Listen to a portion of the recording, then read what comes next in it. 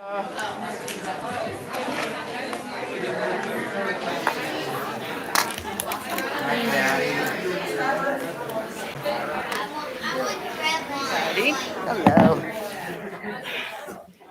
You like having these? Yeah, I do. Okay. Yeah.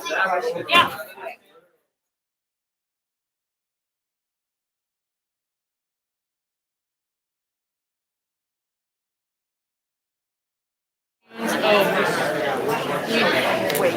So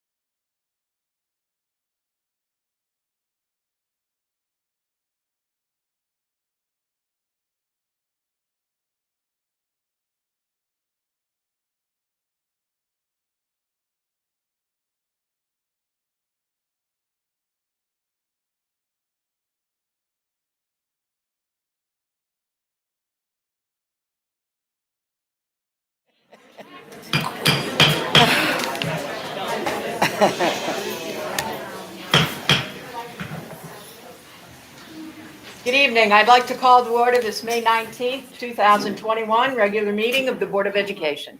Will you please call the roll? Mr. Gomez? Here. Dr. Hall? Here. Ms. Moffitt? Here. Ms. Schofield? Here. Ms. White? Here.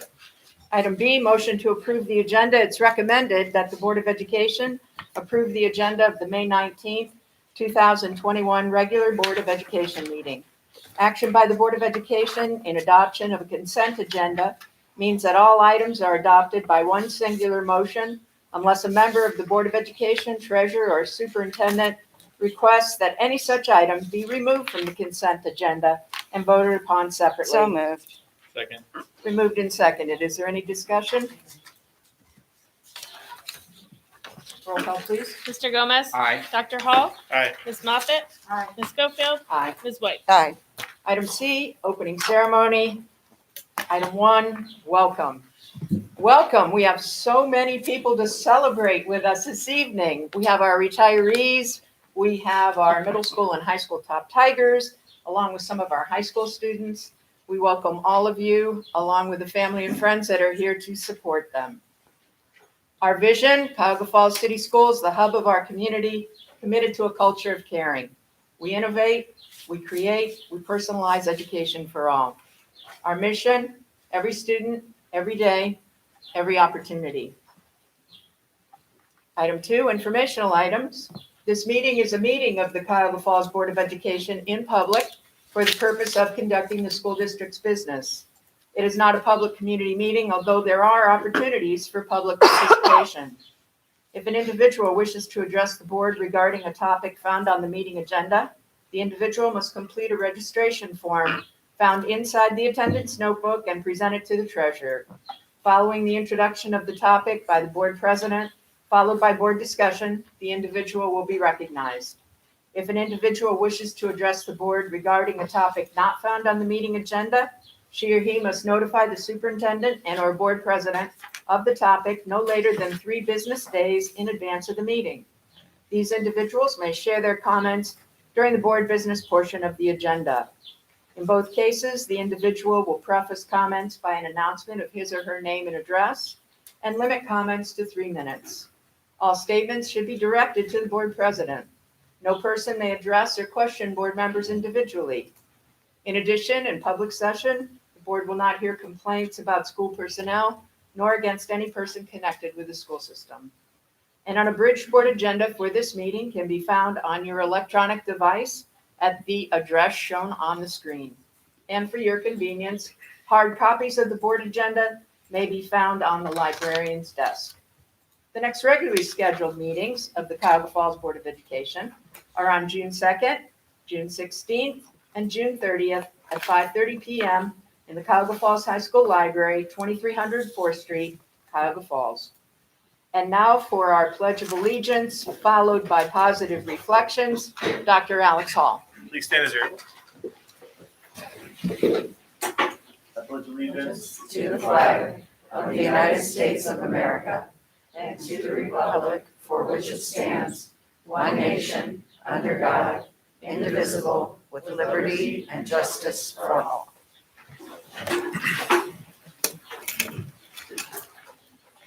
Feels like it's been a long time since I did positive reflections. I have 2 pieces for positive reflections tonight. The first comes from Charlotte Bronte, who was writing in the mid-19th century.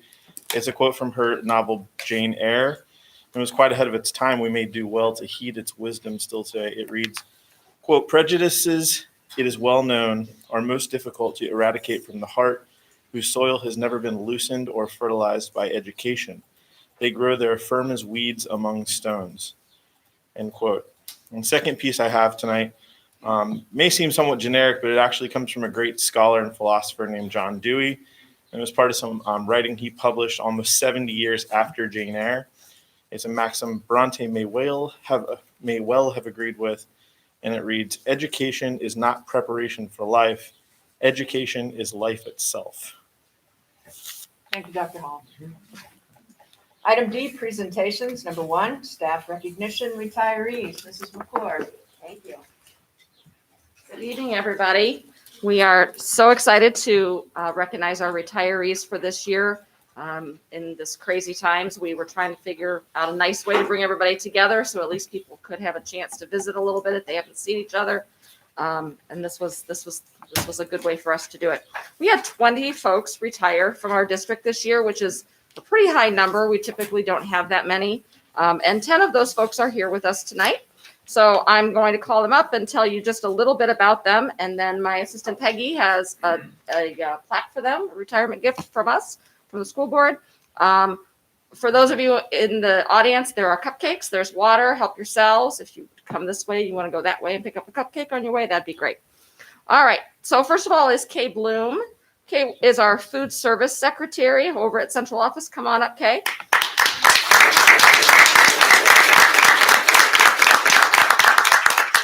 Kay has been with us for 10 years.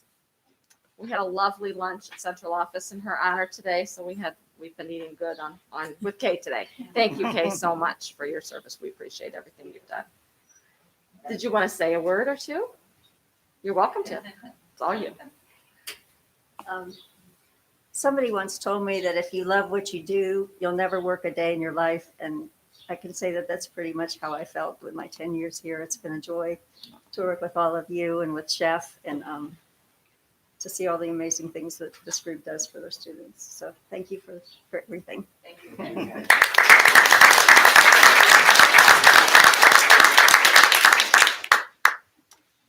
Next, also from central office, Kathy Carson.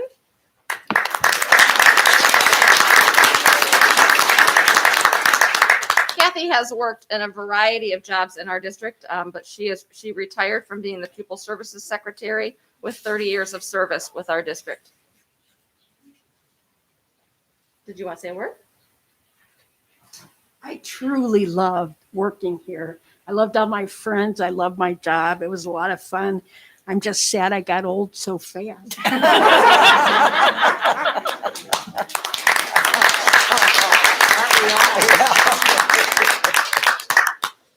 Next is Yvonne Federick, who is our career explorations teacher at Bolick Middle School. She's retiring with 23 years of service to our district, many of them at the high school, and she spent the last couple of years at Bolick. So come on up, Yvonne.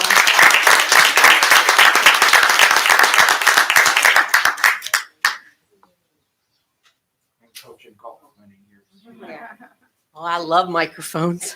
I just want to say thank you to the Cuyahoga Falls District. I have been here 23 of my 30 years, and 21 of them spent here at Cuyahoga Falls High School, which I loved. I thought was my home and really thought I would retire from here, but I was very fortunate to be able to go to Bolick for the last 2 years. It is an amazing place. It's an amazing staff. And I truly believe that everybody should experience every building because it does give you a really better glimpse of the district in general and why things are the way they are. Because we would always say as high school teachers, what is going on in middle school? Right? And now I know. And it makes me appreciate that middle school staff that much more. So thank you so much.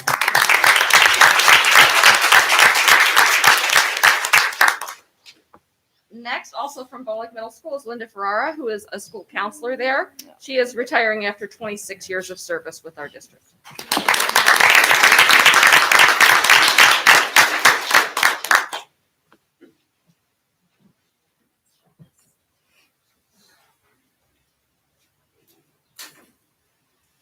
I just want to say that I am very grateful. I knew there would always be tears to come to this point in your life. And I am so grateful that I'm actually here. And I'm so grateful for the staff and for our board and for our administration and the wonderful teachers that I have worked with and my own colleagues, counseling colleagues. But so I am grateful, and I'm especially grateful for the children of Cuyahoga Falls. Thank you so much.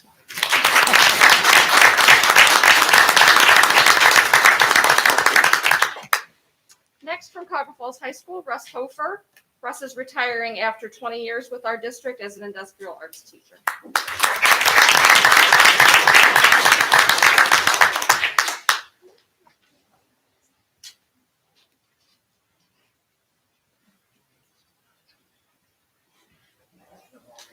Oh, we do. Come on. I've spent the first 13 years of my school career here when I went to school. I went to Bodie, Bolick, and ended up here. 45 years ago, I graduated. So in 70, we were Spirit of 76. Started back 2000, 2001 school year. Seen a lot of changes when I started, we didn't have computers. We didn't have any of that stuff. The first computer we got, it was for 3 of us out there. Gone through different principals. Ed Holland, Nick Valentine. Nick was great. Allison, I see you. You know I love you. She's been wonderful. when I started, the scuttlebutt was that they were gonna do away with the programs out there. Fortunately, Tom Ziska, who was the welding teacher, and I made it through the first year and a half or so, and then the enrollment just took off, and it hasn't stopped since. It's things that kids need to know. I can get kids who can't even hold a hammer right. So, it's a shame.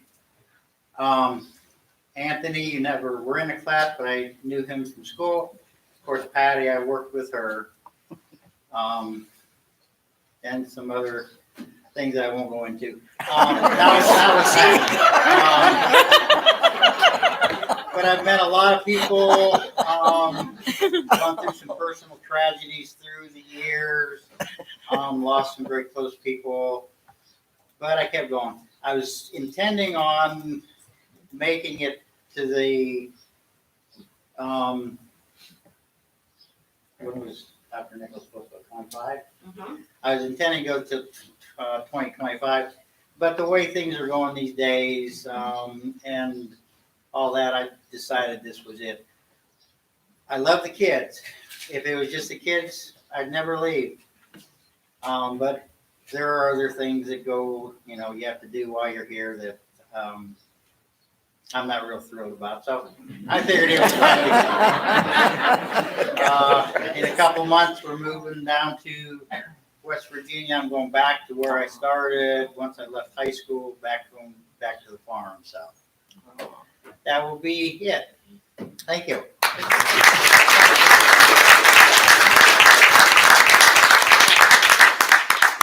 We never have to worry about where we stand with Russ. We always. I don't. Next up, from DeWitt Elementary, with 20 years of service in our district as a paraprofessional, Patty Urban.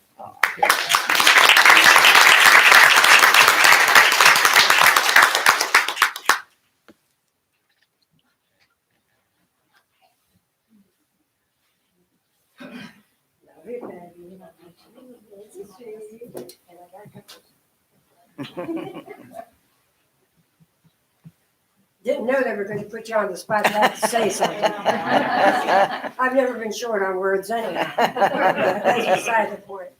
And they're right. You need to try every school because I've worked in each and every one of them in my 20 years. And I can't say which one was my favorite. But I'll tell you what, the thing I'm going to miss are my kids.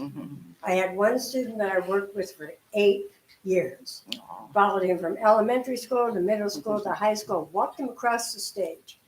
That was probably one of my highlights of my career here. But I want to thank all of you for being here tonight. And I hope that you all know that all of you that I've had anything to do with, I love you all. I appreciate your friendship and your love and concern. Have a good year.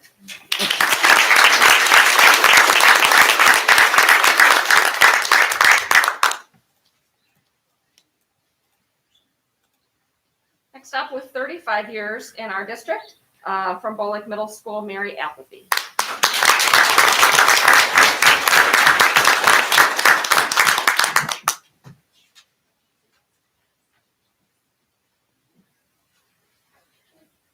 I just want to say thank you for this adventure of 35 years.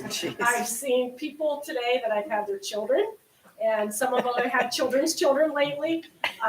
Never a dull moment. You never know what's going to go on in your classroom or outside the hall.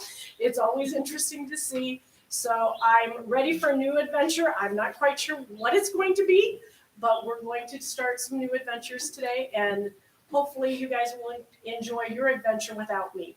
Bye.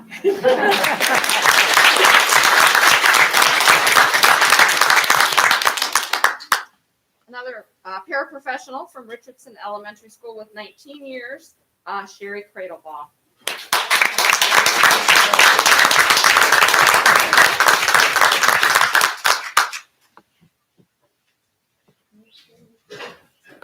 Sherry, I know, has words to say. No, I don't. Okay, like at the beginning of the school year, I always say ditto.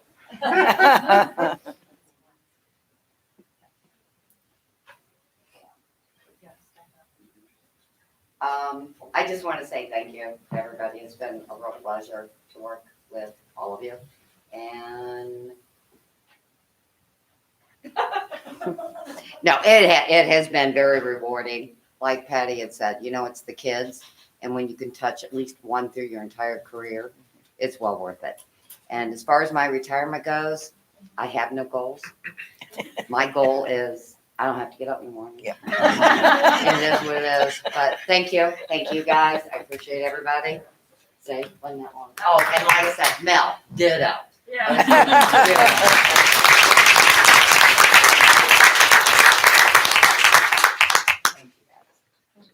Sharon, we said we'd retire at the same time. From DeWitt Elementary School with 34 years, Joyce Mancini.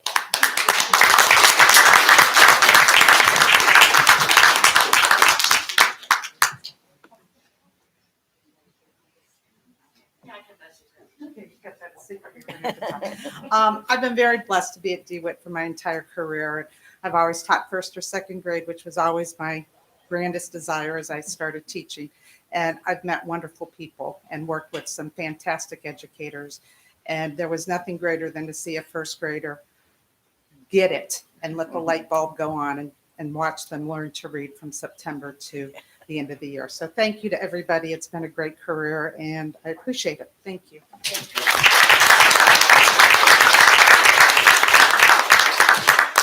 With 33 years in our food service department, Donna Simon.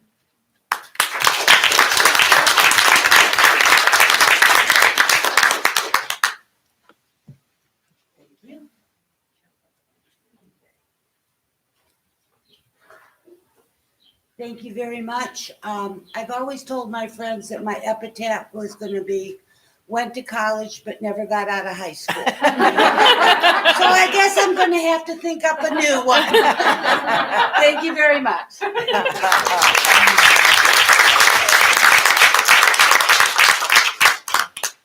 We have 10 folks who were not able to join us this evening for one reason or another, so I wanted to make sure we recognize them as well, and we'll be sending their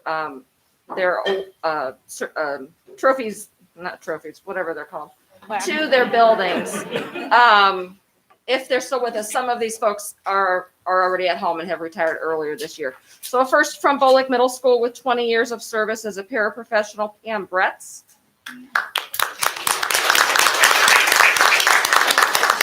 Secondly, with 28 years of service at Lincoln Elementary, Jennifer Johns.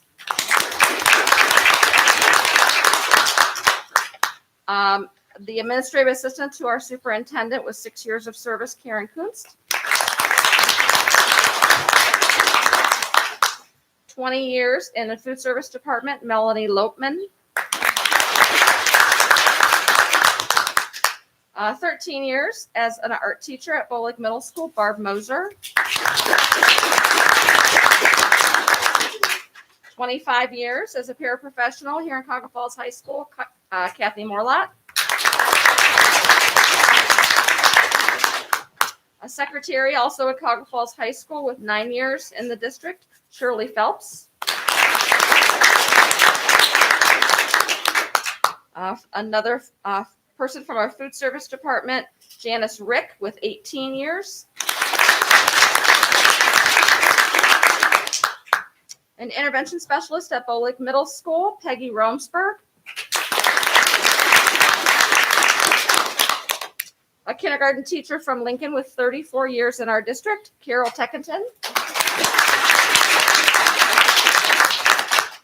With 41 years of service in our district, Robin Worthington, who's from Preston Elementary.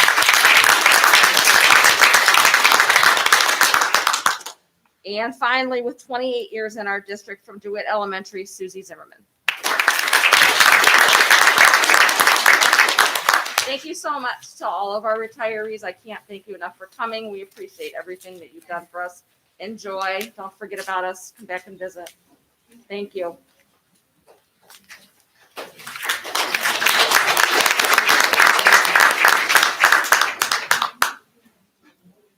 Are we ready for the next set of We presentations? are. Great.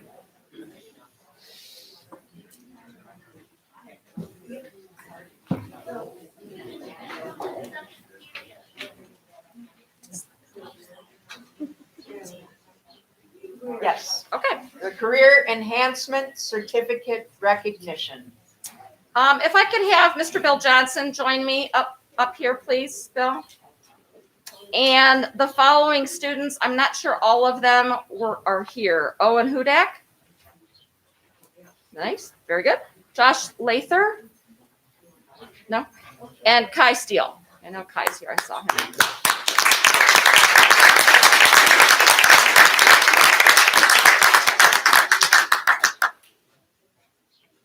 So we're recognizing these three students tonight from the College Career Plus program at the high school. Mr. Bill Johnson is their teacher, and he's worked with them all year this year to submit paperwork to receive a career enhancement certificate from Stark State University. In order to get this certificate, students must have successfully completed 3 CCP courses, one in programming logic and problem solving, one in Java programming, and C++ programming.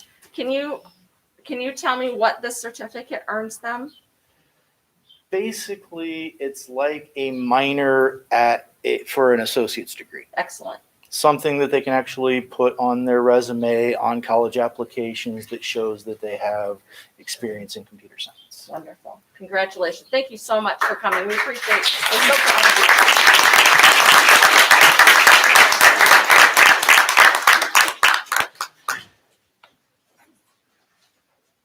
Presentation number 3, Deca Career Development Conference Recognition. So we have 3 DECA members who we are recognizing this evening. Unfortunately, all 3 of them are on. Oh, wait, somebody's here. I'm sorry. I was told that everybody was at track. I'm sorry. Oh, Janae, Blake, come on up. So sorry. The other 2 students are Jocelyn Berry and Emma Brostowski, who are on the track team, and they are at competition this evening. So these DECA members were honored at a virtual international DECA Career Development Conference a couple of weeks ago. The winners represent the top 5% of those who competed in their respective events. Each year, hundreds of individuals and teams begin the competitive event journey at the local and state levels with the same goal, receiving honors at the international level. Their successes are tremendous accomplishments. Congratulations, Janae, so much. We're proud of you.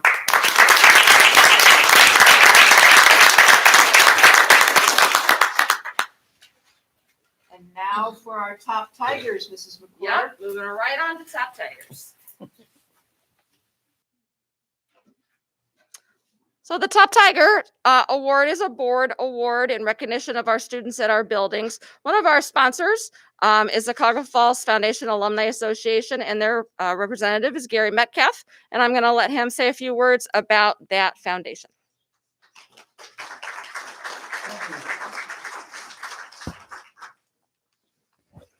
Congratulations all the Top Tigers this evening and everyone else for a job well done.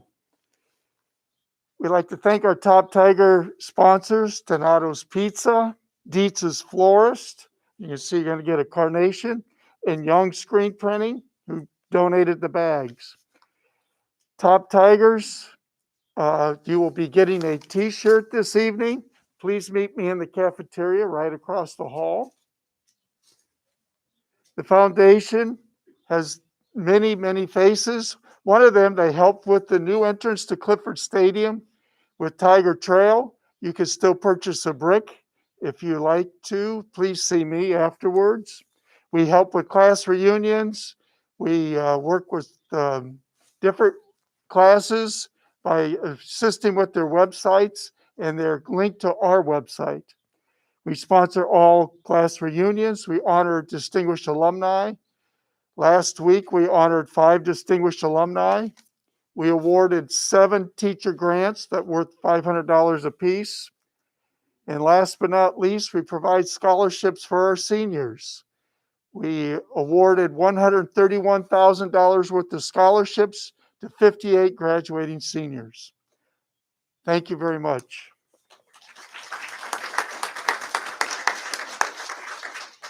Thanks, Gary. So tonight we are recognizing our middle school and high school Top Tigers. So when I call your name, you're going to come on up towards the podium and stand right here while I'm reading your nomination form. Mr. Hutch is going to give you your Top Tiger bag, and in your bag is a copy of your nomination form, certificate, the gift certificates that Mr. Metcalf was talking about. There's a tiger bracelet, a Top Tiger pin in there, and then you'll get a flower as was donated by Dietz's Florist. So our first Top Tiger is a 6th grade student from Bolick Middle School, Doris Ogbana.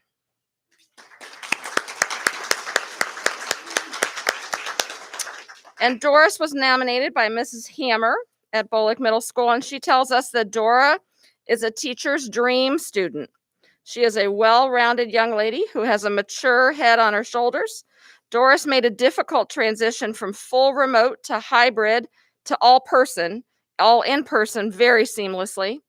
Doris comes into class every day with a positive attitude. I'm pretty sure under her mask, she has a constant smile. Her positivity pours over into the class by the sweet giggles she lets out when we are being silly to her politeness when asking a question. Her soft-spokenness is endearing, but should never be mistaken for shyness. Doris takes responsibility for her education and is accountable for her grades. I am very glad Doris decided to switch into my class this year. She's a hard worker, and it shows in her grades and in her reputation with teachers. I'm so very lucky to have had Doris as a student during this crazy year. Congratulations, Doris. Good job. Thank you.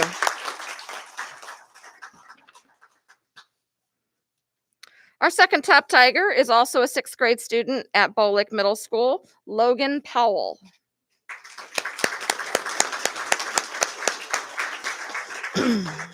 Logan was nominated by the 6th grade team at Bolick Middle School. We have nominated Logan because of the work he puts in each and every day in school. He works hard in class, and his grades reflect that. Over the last semester, Logan has shown to be a leader in the classroom by always being willing to volunteer to help in any way necessary, such as volunteering to answer some of the more difficult questions and helping with students who did not quite understand the concept. His behavior in class is one that is of a model student, always listening, always trying, and always participating. Logan has a great sense of humor, and we always appreciate the quality of work that he brings to Bolick Middle School. Congratulations, Logan. Good job.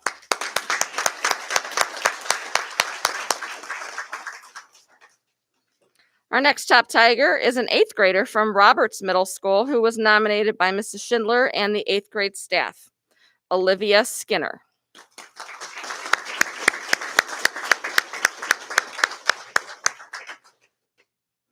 Roberts Middle School is a special place because of students like Olivia Skinner. She is polite and hardworking, an 8th grade student who absolutely deserves to be our Top Tiger. Olivia is the type of student who shows up every day with a smile on her face, works harder than almost anyone around her, and then goes home happy. She has earned all A's and B's this year, and that's because she has a tremendous work ethic. Her teachers rave about her humility, kindness, and her ability to work with anyone. In summary, Olivia is just a great student and an even better person. The staff of Roberts thanks her for being their Top Tiger. Congratulations, Olivia.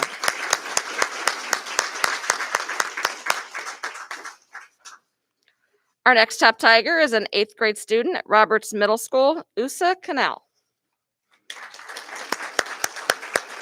Usa was nominated by Mrs. Schindler and the 8th grade staff for the month of April. As an 8th grade student, we feel so fortunate to have Usa in our lives. Throughout her time at Roberts, she has shown the ability to be very kind and always willing to work hard.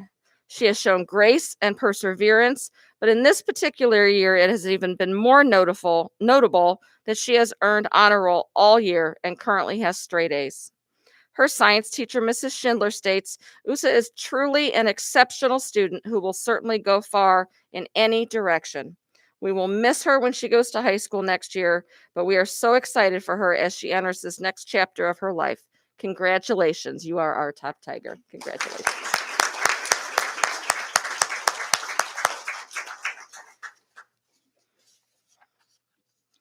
Our next Top Tiger is an 11th grader here at Cuyahoga Falls High School. And I'm going to say this real slow because it's going to come out long. Ronica Esmaí Morande. Am I right? Oh, good.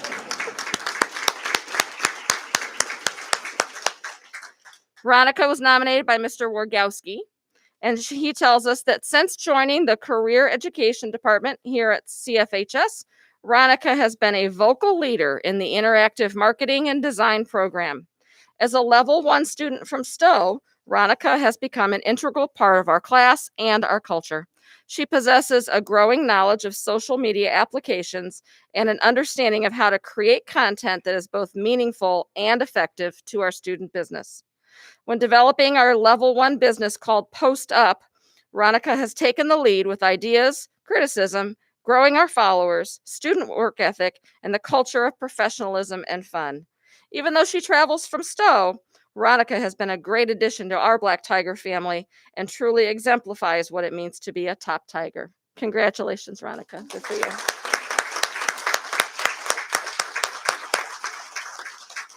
So on the top Tiger nomination, there's a little box for phonetics, and Mr. Wargowski said, we just call her Veronica.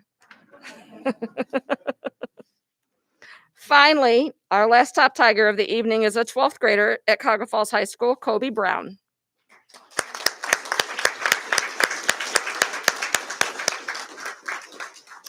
Kobe was nominated by Mr. Shane Parker for the month of April. Kobe is a young man who looks adversity in the eye and never falters. His bright eyes, big heart, and veins full of black and gold never back down, regardless of the odds set before him. He has an uncanny ability to turn any situation into a positive with his relentless approach to the growth mindset. He truly stands head and shoulders above his peers while being looked up to by them for his leadership and guidance. His positive mental attitude, well-rounded personality, and quenchless thirst for knowledge and community involvement make him the epitome of what a Black Tiger encompasses. Without a doubt, Kobe is a true top Tiger. Congratulations, Kobe. Nice job. And that concludes our top Tigers for this evening. While we would welcome all of you to stay, feel free that if you need to leave now, now's the time.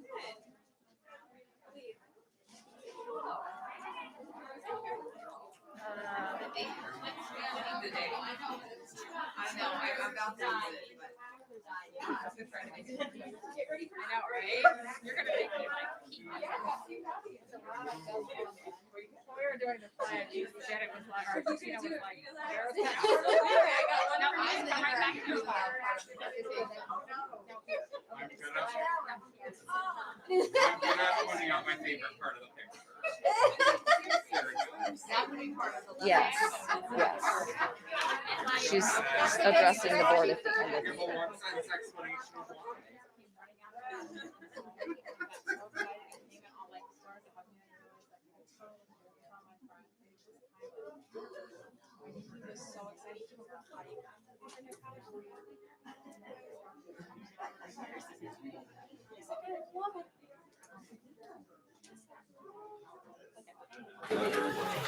We enjoyed it.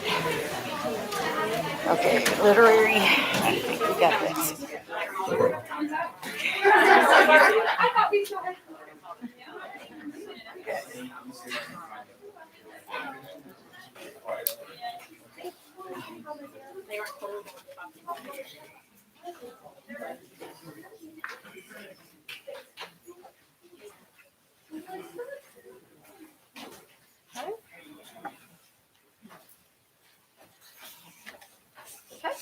All right, our next presentation is with Dr. Rachel Seifert, who is our coordinator of K-5 curriculum.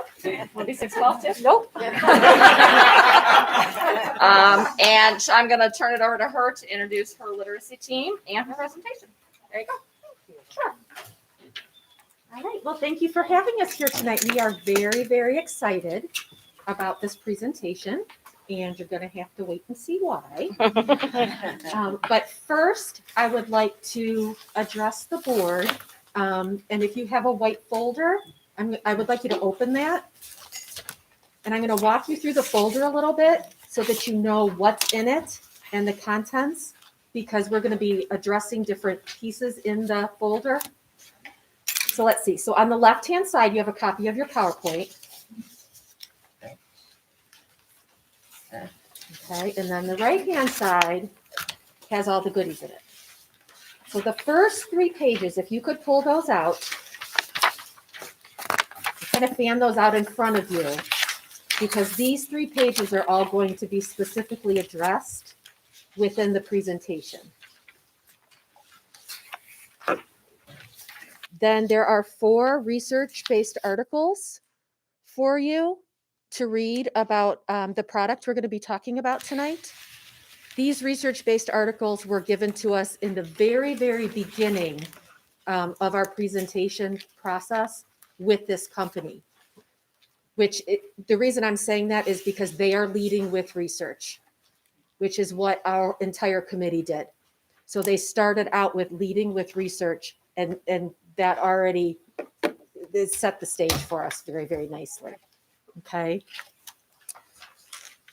Questions on the contents of your folder before we begin? Excellent. All right. Well, here we go. I'm going to start with introducing the representatives from our literacy committee that are here tonight. It would behoove me to make sure that I represent. I mentioned the rest of the literacy committee. They're not all here tonight, and they are just as hard as working as these members here. Some of them wanted to present, they couldn't present tonight, for various reasons, but they have just all worked so hard.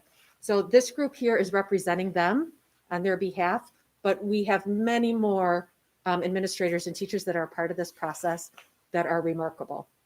So we have down here on the end, we have Jackie Mishler.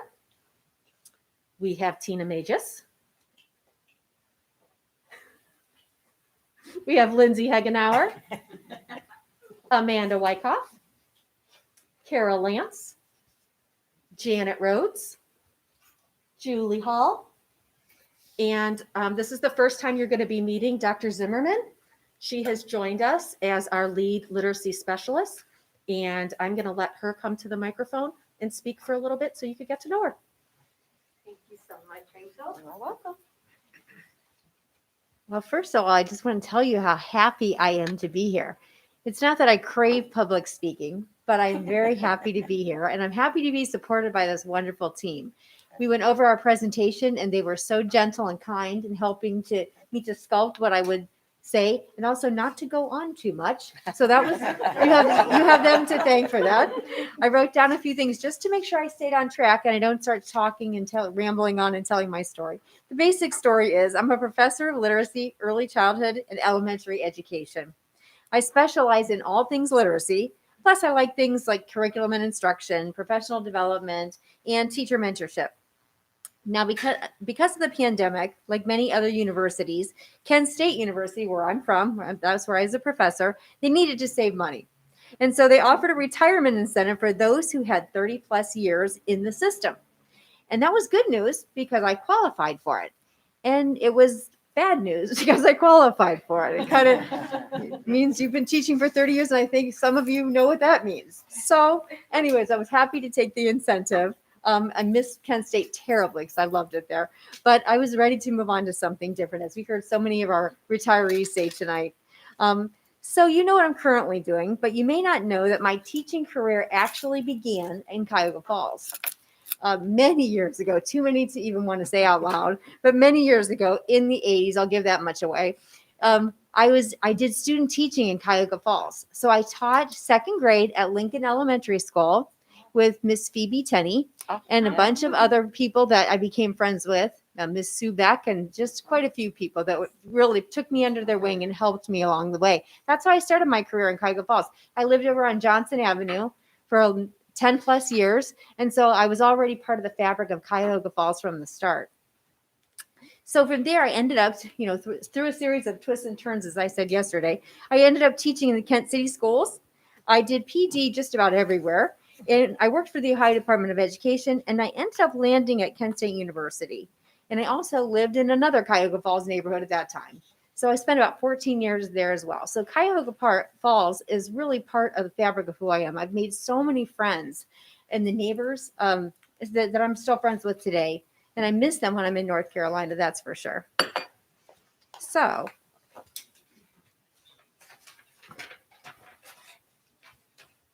okay, so I'd only been retired from KSU, as you know, for a very short time. I relocated with my husband to North Carolina, and I was ready to start this new venture in my life. And I did start a new venture in my life, and I have to give the credit to and blame Dr. Rachel Seifert for this. It was an amazing experience. Some of the best Zoom conversations I have ever had. In addition to all the other things that she does, and she wears many hats. Those of you who know her, wears many hats in this district. She was leading a literacy group, and some people were curriculum directors in the group, some literacy specialists, and so on. And so I got to be part of that group again through a series of twists and turns that I don't know how that all came about, but it all worked out. And so we would talk about literacy learning, and the story often went back to this literacy committee of the people that were introduced earlier. And the literacy committee were people that had done so many things already. This is before I even got there. So this was well underway. They're into almost into their second year at this point. I'm sorry. Completion of our second. Yeah, they're completing the second year. So when I got involved, it was probably around January. And so we had these wonderful conversations. And I kept thinking, gosh, that literacy committee, they're doing what? And she's telling me what they're doing. The people on the committee were chiming in as well and saying, oh, Rachel, tell her about this. What did they do here? I thought, oh my gosh, this is so exciting. Gosh, it's so hard to be in North Carolina because really I should be there. But I'm not. I'm in North Carolina. But we kept talking about it, and I kept hearing about it, and I thought, that's where I need to be. So now I have to find a way to do that. And working with Rachel and this other team of people, we made that possible. So it really is through so many unexpected events that I'm here, and I could not be more thankful for being part of this committee. So thank you very much. The passion that these people have for the students, first of all, the students always come first. And then for teachers themselves and everyone who's trying to grow these wonderful children into loving literacy has been really remarkable. I'm going to look at the slide up there. You guys already know what the K through 5 Literacy Committee does. Some things that stood out to me, though, were they were research-based. They focused on best practices and still do. They were advocating for teachers because by advocating for teachers in the way that they're really helping to promote literacy acquisition among all of our students, K through 5, and actually beyond. And of course, equitable access is something that has been very important in the literacy committee, but in all of Cuyahoga Falls as well. So this impressed me, and I kept returning to this purpose statement. And one thing that I thought of, I heard a quote today, and it was, teachers must be leaders, and leaders must know literacy. I love that quote. Teachers must be leaders, and leaders must know literacy.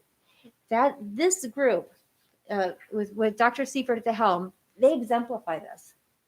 It was so hard not to be a part of this group. And so I had to be, because this is what I believe. Teachers must be leaders, and leaders must know literacy. And so this is the purpose of the Literacy Committee summed up. So if we go to the next slide. Again, many of these things took place when I wasn't even here, but Dr. Seifert and the committee had a strong idea of what was going to happen. And what was going to happen was the highest, not just high quality, but the highest quality literacy instruction possible, all research-based. And then a plan was developing for how is that going to happen?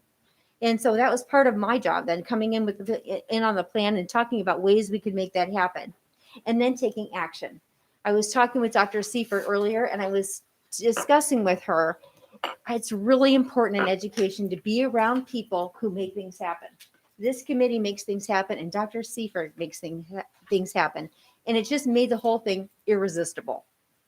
So what the teachers did, I shouldn't just say teachers, because there were administrators and coordinators and many other people on this committee. They did 2 years of collegial conversations involving, and you can see what they did. I thought some of the neatest things they did were studying professional pedagogy and also always returning to Ohio's plan to raise literacy achievement, to making sure what we were doing and what we were thinking about and what we were planning to do, what our action steps involved, always returning to that. It was kind of like our North Star, that and the research, making sure that we were giving kids the highest quality literacy instruction available. And again, this one thing I thought was so cool that they got to do was they got to go to the ILA conference sessions. And the ILA, the International Literacy Association, that's our premier organization for teaching literacy, for teaching reading and writing. And they were a big part of that. So that was really exciting. They got to do all of those things. No wonder I'm so excited to be part of this. I mean, this is the kind of things they were doing. These are the things I love. So it's so nice to be around people who love what you love. And that's, successful students. That's what we love. So then what we did from there was part of our plan that we talked about earlier was creating non-negotiables for our literacy resource. We knew we needed a resource. We knew we didn't have to completely reinvent the wheel, although they are willing to do so and know how to do so. But there are so many great materials, resources, tools out there. We had to think about what would be the best one to support our teachers so that everyone could participate in growing these successful readers and writers. And so a list of non-negotiables evolved. Now, the non-negotiables were kind of like a blueprint for selecting the just right literacy resource. And again, there were quite a few of them. So we start with some basics. If you look at your rubric that's in your kit, on your folder, I'm sorry, you'll see some examples at the very beginning of some non-negotiables. One thing, and I already mentioned it, is alignment with the standards. The goals and objectives were important because we wanted to make sure whatever system or program or resource that we picked, it elevated student achievement. And we didn't want that to be the rumor. A lot of people can say, oh, this will help students become better readers and writers. We want proof. And so this is one of the things that was non-negotiable. We needed proof that this was actually going to happen if we invested in this.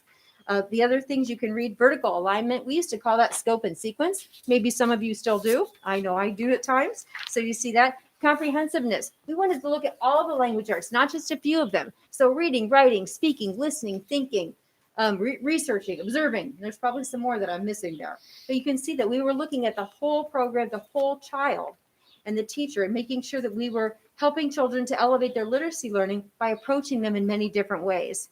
And of course, we know the importance of professional learning. I mean, nothing can happen if there's not professional learning and collaboration. And of course, these people are already experts at that. And we wanted to keep that momentum going. So if you go to our next slide, it's already up there, thank you. These were some of the literacy resource choices. So you can just see there's quite a few there, maybe 12, maybe 13. And so we went from Amplify CKLA, and I found out CK meant core knowledge, language arts. And we went all the way through, and we wrapped it up with units of study by Lucy Calkins and Wit and Wisdom. All of these programs had some really great things about them, but we needed to get past the point of bells and whistles. And what really works? Where is there proof that it really works, that we're going to raise the literacy learning level of all of our students? And so we narrowed it down to the top 3 literacy resource choices. And it came down to Scholastic. That was one of them. HMH into Reading. That was the second one. And then Fountains and Pinnell Classroom. That was the third one. And we had a strong winner out of those three. And I'm going to let Dr. Seifert take over for a few minutes here to talk a little bit more about what our suggestion, what our recommendation is for our district. And I'll move all my junk. Sorry. Is this me or you? I think I took you. Okay. Yes, I took her stuff, of course. It's all good. It is all good. Well, you can see up there that our committee recommendation is Fonteson Pinnell Classroom. So with the three resources that were left in the end, we listened. So our core group that was meeting for all of these months with curriculum directors and some former literacy specialists, I asked them if they would be willing to listen to the presentations. So they sat and listened to the presentations with me, and that was absolutely wonderful. And so we really did decide that these were the three resources that we felt like we wanted to present to the committee. So then the next step was that we set all of that up, and the committee sat through presentations. And then after those presentations, they would take 1 to 2, sometimes 3 of the meetings to complete that rubric that you have in front of you. So if you could pull that rubric out again.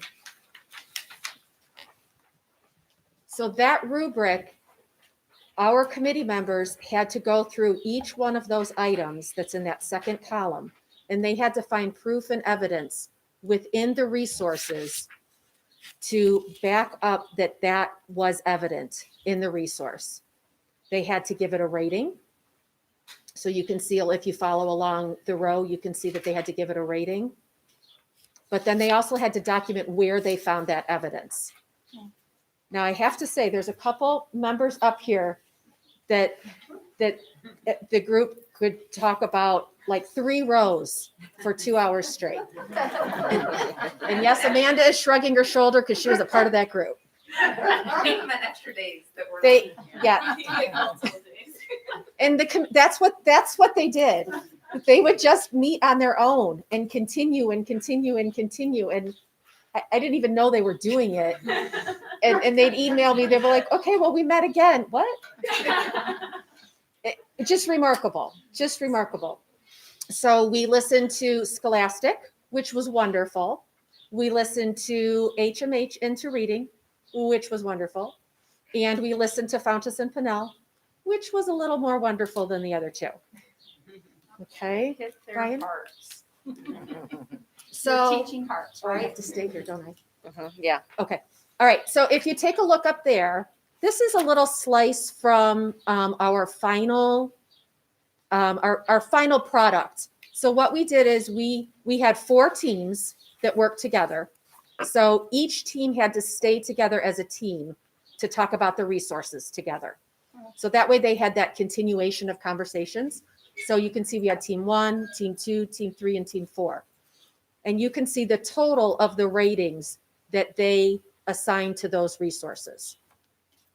So Scholastic, you can see, I think that says 129, but you can see that along. So you can compare these, you can look at this little chart in a couple different ways. You can walk through it looking at each individual resource and see those scores, and then follow down and look at the percentages. You can look at team 1 and see how team 1 rated Scholastic, how they rated Fonteson Pinnell, and how they rated HMH Into Reading. And then you can look at it and see, well, where are the top scores in that middle row that starts with 129, then 126? Well, our top scores ended up being Fonteson Pinnell, team 1, team 2, and team 3. Those were the top scores of everything. So when you put all of that together, 3 of our teams had that as their very top score. But then when you look at team 4, that number is a little bit lower than some of the other numbers up there. But when you compare team 4 and you go across from Scholastic to Fonteson Pinnell to HMH Into Reading, that's still their top pick. So all 4 teams had Fonteson Pinnell as their top pick. It ended up being that we only had 1 person on the entire committee that chose a different resource as their top pick. So it's close to a unanimous decision. Yay, Fonteson Pinell.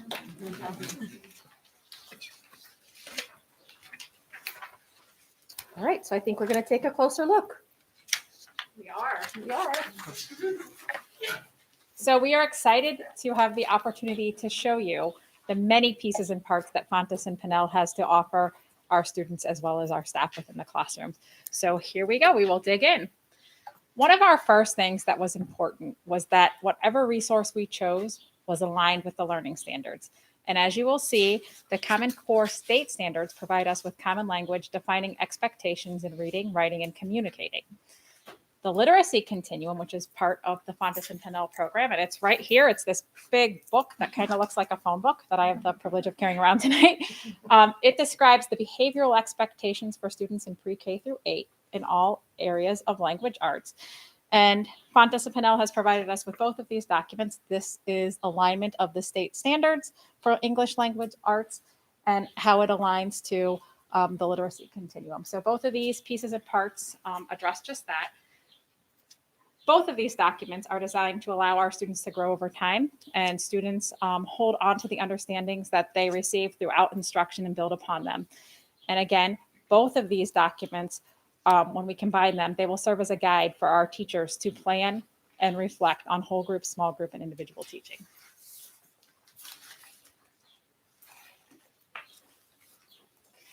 And I believe you have a copy of this chart in here. One thing that is important that we always do is that we hold our expectations for our students at the highest level.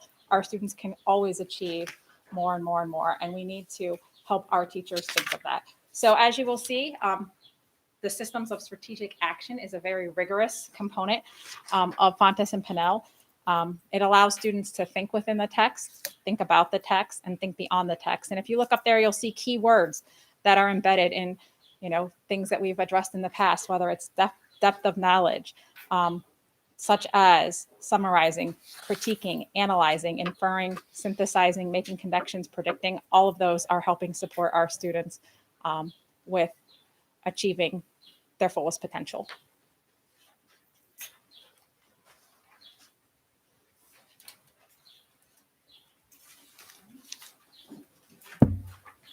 All right, I'm going to start out by talking a little bit about Fonteson Pinell's writing. Fonteson Pinell's writing is designed to accelerate and support children's critical understanding of the writing process. In a clear step-by-step format, teachers can use interactive writing to teach a range of foundational literacy skills. So I'm going to start by looking at the continuum for writing. The continuum will help teachers think about the genres and forms of writing they want to demonstrate and teach, as well as the evidence of learning they will see as a result of their teaching. Students compose and write their own examples through a variety of genres that you can see up there, writing for varying purposes and audiences. All right, then looking a little bit further at the writing process, the genres and forms for writing will give teachers evidence of how students are thinking and will help students become more reflective about their reading. And we want them all to view themselves as writers. And how we do that, we go through planning and rehearsing, drawing, drafting and revising, editing and proofreading, and then publishing.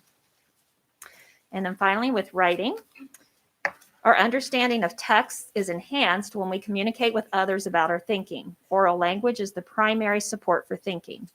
Talking leads naturally to written communication, which in turn helps readers expand their thinking and use oral language with greater skill. Writing in response to reading is a vehicle for exploring and communicating one's thinking. Writing about reading asks students to reflect on the text in a focused way, reconstruct meaning and present it in new ways, compose language to express thought, search the text for evidence to support thinking, and then finally explore or reflect on understanding.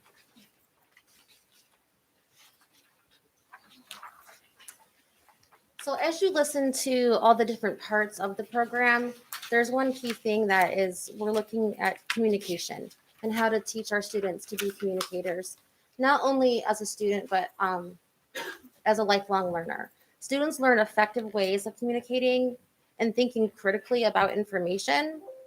Students present their ideas through oral discussion and presentation.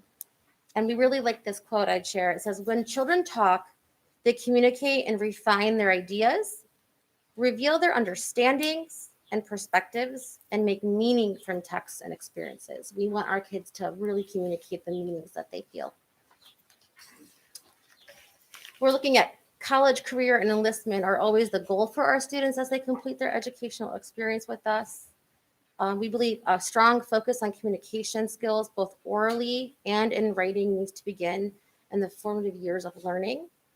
And we are committed to making this happen for our students. When I saw this through a teacher's eye, I'm so excited.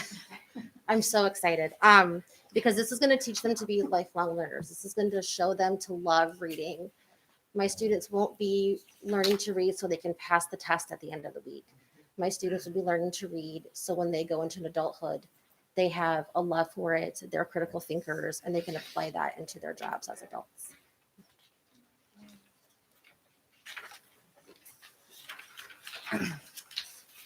So I'm going to introduce you to the components or the instructional context within the Fonteson Pinnell classroom.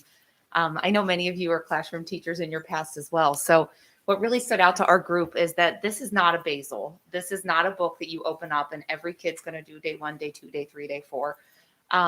Through a lot of professional development and support from our literacy specialists and even our administrators that have some, pretty good literacy backgrounds, we're going to be able to lift the learning of all of our teachers and create and help them become true teachers of literacy across all of the different areas of literacy instruction. So it's interesting. So you're going to see these color-coded boxes with these letters. So what happens is that each, So if you look at your inside, you have a flow chart almost. That's the design for responsive literacy. I really like that term, responsive literacy, because we're responding to what our students' needs are rather than following like a scripted thing that we have to do every single day at a certain time. So this Fonteson Pinnell is the creme de la creme of what we could do this with. So when you look at this, these so when you look at these color-coded boxes, we're going to go through now the rest of the committee members, and we're going to break down what each one of these things are. These are all components that occur across whole group and small group instruction, as well as independent learning opportunities and practicing for students. The classroom is not going to be kids sitting in desks all day. It's going to be fluid and moving and individualized and differentiated. And it's going to be done in a very different way than what we're used to. So I'll go ahead and start with the next slide, which I'm going to introduce to you the interactive read aloud, which if you look at that flow chart, it is the foundation of reading and writing in every classroom. In our lower grades, there are 120 interactive read alouds per grade level. And I think the older classroom, or is it 4 or 5? I think there's a little bit less, maybe like 110 or so, 100. But we're talking like 120 quality literature trade books that are in front of students every single day.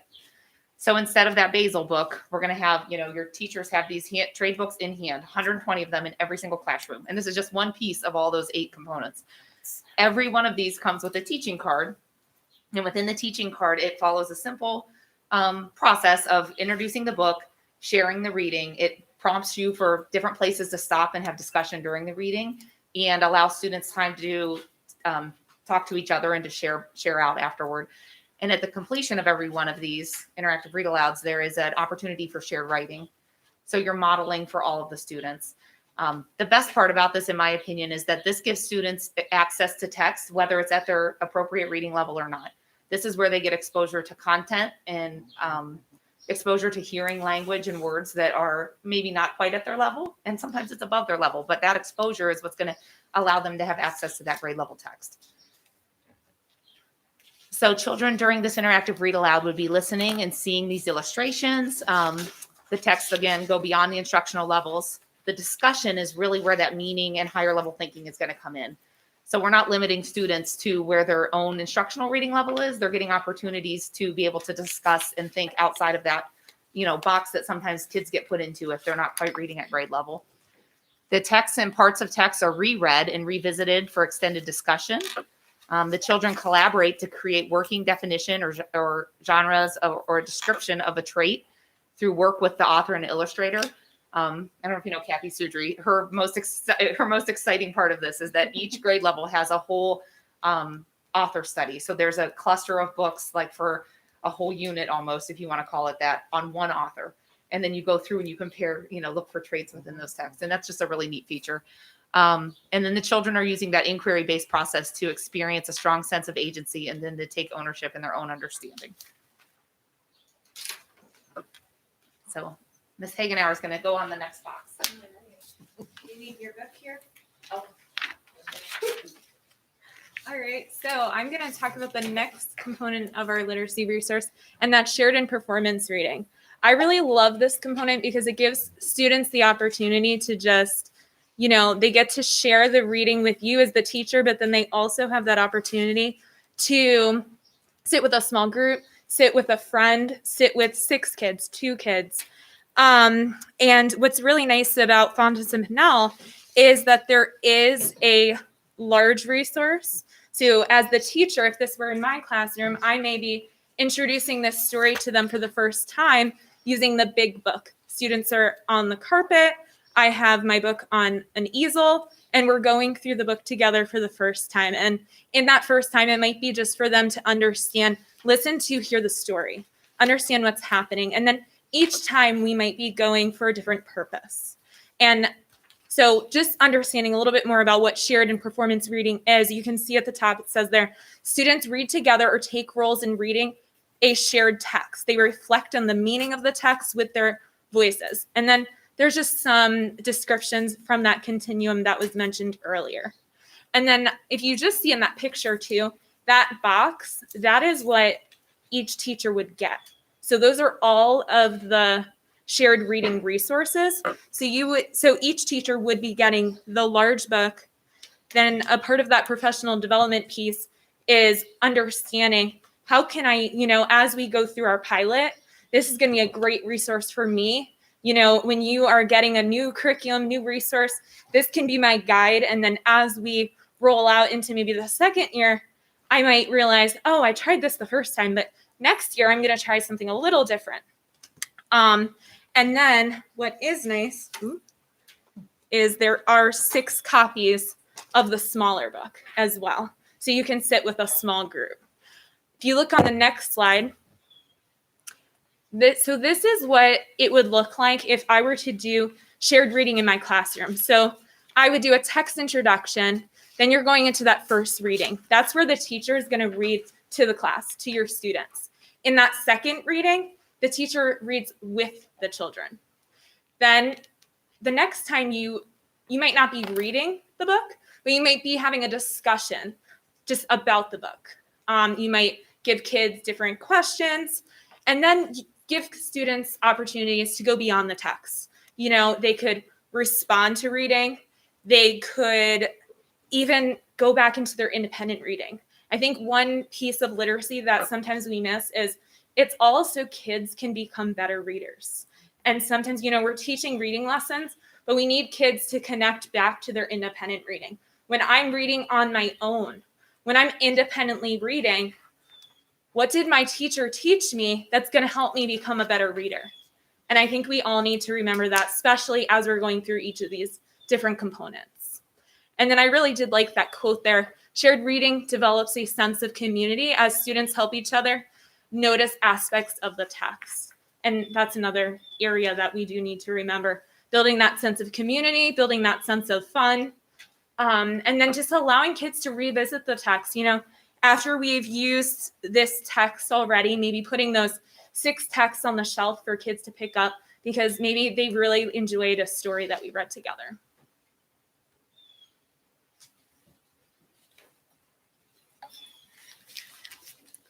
All right. Another component in this system is the phonics, spelling, and word study part of the system.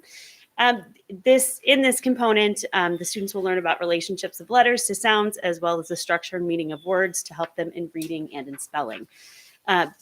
They have these file folders, as you see as a theme here, with the different, we'll see on the next slide, about the 9 areas of learning.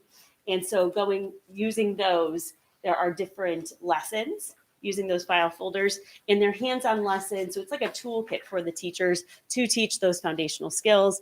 with phonics, spelling, and words. It is a comprehensive map. This is the guide that goes along with the teachers here. It's the word study guide. There's also a big book of mini lessons that go along with each of those. It provides the knowledge students develop on their journey to becoming expert word solvers and effective readers and writers.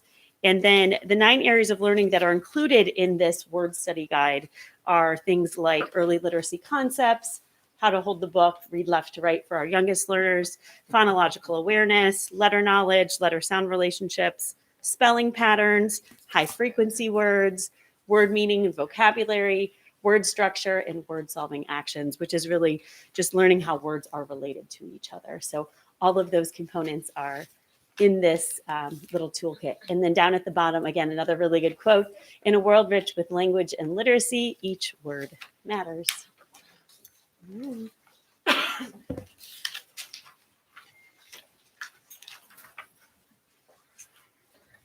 All right. Let's see. Can you hear me? I'm shorter. The last component that we're going to discuss with you here in the program is one of my favorites. That's why I'm presenting it. Guided reading. The reason for guided reading that I love so much is it's the time when you're seeing kids reading confidence blossom. It's text that they can read. And, you know, like one of the retired teachers had mentioned earlier, it's that light bulb moment. That's kind of when you see that, is when you're in small group and you've got maybe your shy, quiet kids that, because they're in small group, feel comfortable coming out and talking and sharing those aha moments with everyone. So this is when students are reading a teacher-selected text in a small group. The teacher provides explicit teaching and support for reading increasingly challenging texts. They will be level by level, A to Z. The genres are appropriate to grades pre-K to 8. Their specific behaviors and understandings. They're evidence of thinking within, beyond, and about the text. Specific suggestions for word work are drawn from the phonics and word analysis continuum. This is when we are meeting children where they are and leading them forward with intention and precision. These are the just right books for kids. An example of some of the books, you know, they are in color, which is wonderful because I know what I am using right now are black and white. So the color is great, and, you know, it really helps to have, you know, the color with the book. The Fonteson Pinnell guided reading collection has some of the most powerful, engaging original texts to help advance each child's ability to process increasingly challenging books with fluency and comprehension. Lesson folders, again, the theme, are right here. The lesson folders are provided with the different titles to support teachers in providing the high quality, cutting edge lessons that engage and extend children's reading, writing, and language skills. Students will also engage in book clubs once a month. This time will provide an authentic opportunity for children to apply many of the literacy behaviors and understandings that they've learned while interacting socially in extended discussions. So that communication right there, you know, that communicating, discussing the books, and really digging deep into the text.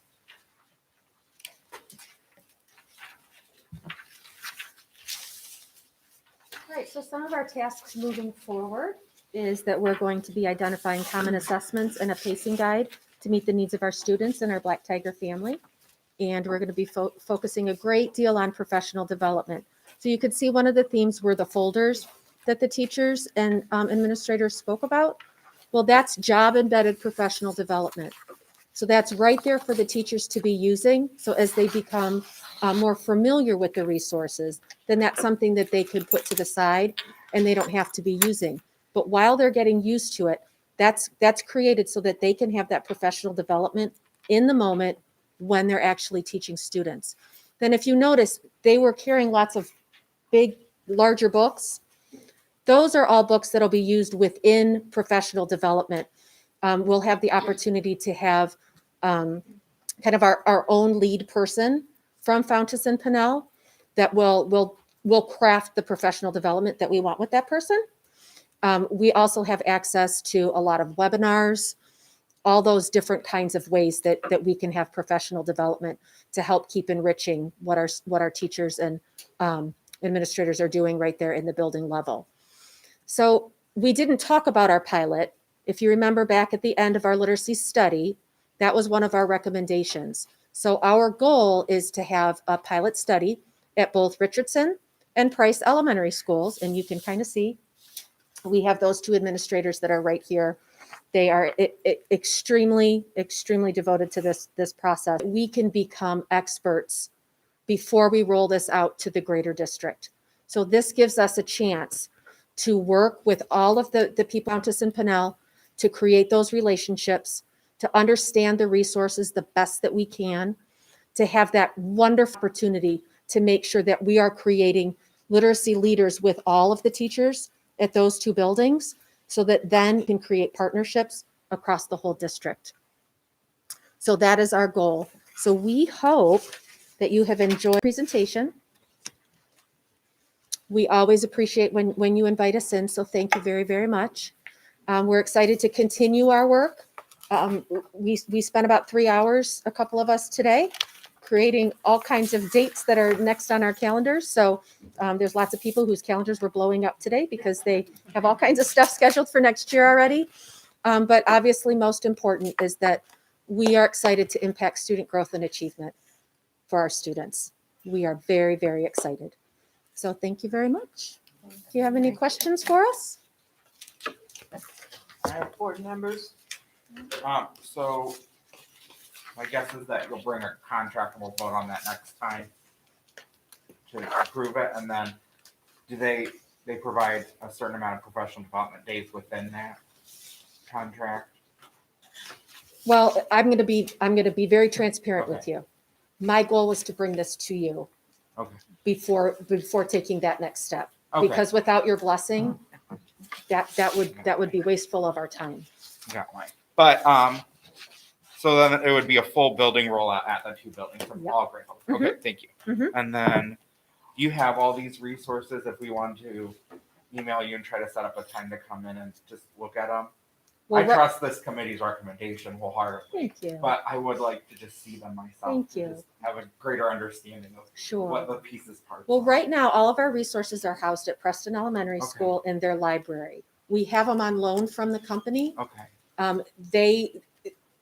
They have one representative for the area, and these are her materials. So we have monopolized them for three, maybe 4 weeks now. So when I say we have them, we do, but to be respectful of her, she probably wants them back. But the resources are there, and so certainly we can talk to her if that's something that you wanted to do soon. Absolutely. We would love if you wanted to go see them. Thank you. And then I just want to say welcome to Dr. Zimmerman. I had emailed Rachel a couple of weeks ago and said, we keep reading about her, but I don't know who is this person that we keep hearing about. So thank you. Thank you for coming back to us. We're so grateful and blessed and fortunate to have someone with all your experience come in and take this on. And your story is such a Cuyahoga Falls story.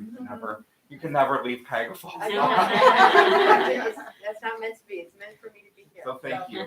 Thank you for saying that. Thank you, Mr. Gomez. Board members, other comments? Ms. White, I know you want to say something. I just I really wasn't going to, but thank you. I went around with my clipboard to every kid in my classes, and I had about 100 and some to get around, and I could talk to them every day about what they were reading, and I'd mark it down, and they had contracts with all of those things, making connections, self-assessment, and so on. So to me, this is right up my alley. I love it, and thank you. Thank you. Short. Ms. Moffitt? My heart is so happy I want to cry. Me too. The older I get, the more I see a lot of the practices that we started with coming back. And it's so joyful to me to see kids love to read and write and communicate. And I might have to get my sharing stool that my sixth graders used to share the stories that they wrote out of storage, because it was so much fun to watch them share the things that they wrote with the rest of the class. And it was a saddle stool, and I've already promised one student she can have it because she talks to me every time about it. But to see the kids sharing and communicating and struggling with assistance, it's okay. And they've got their peers' backs and they work together. It is just so joyful. So thank you for making reading and writing and language fun again. Dr. Hall, comments? I was struck by this slide here, this one. Yeah. So my background's in university, and it reminds me very much of like what I do in a college classroom, particularly like a college writing classroom. It's a little different in that I don't read to them. They read on their own, the first reading. And then I don't really read with them, except that what we would do is in the discussion of the text, look at particular passages to illustrate particular concepts, like, whatever it may be. Usually some sort of deep critical thinking type things that are happening.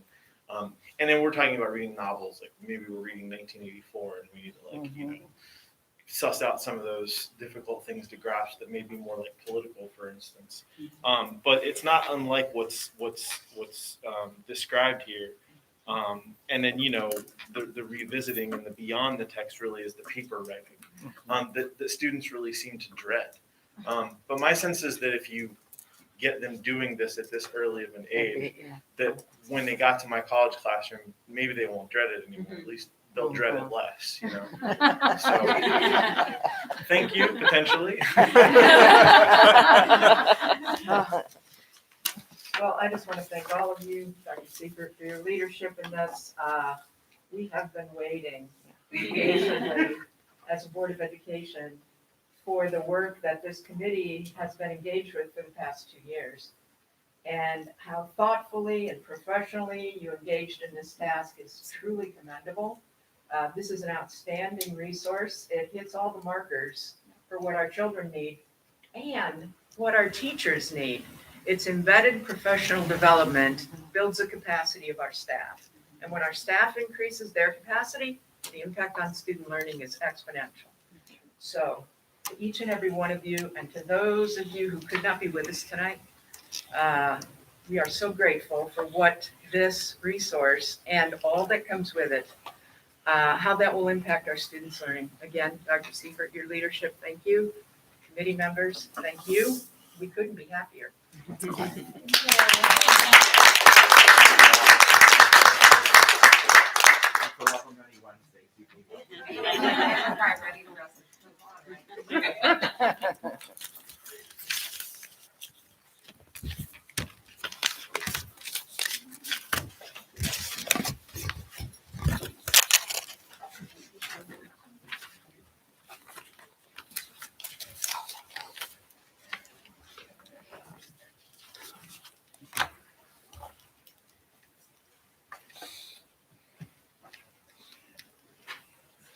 Item E, Treasurer CFO's business by consent agenda. Ms. Christy Stoikoi. I'd like to recommend that the board approve all items listed in the treasurer's consent agenda.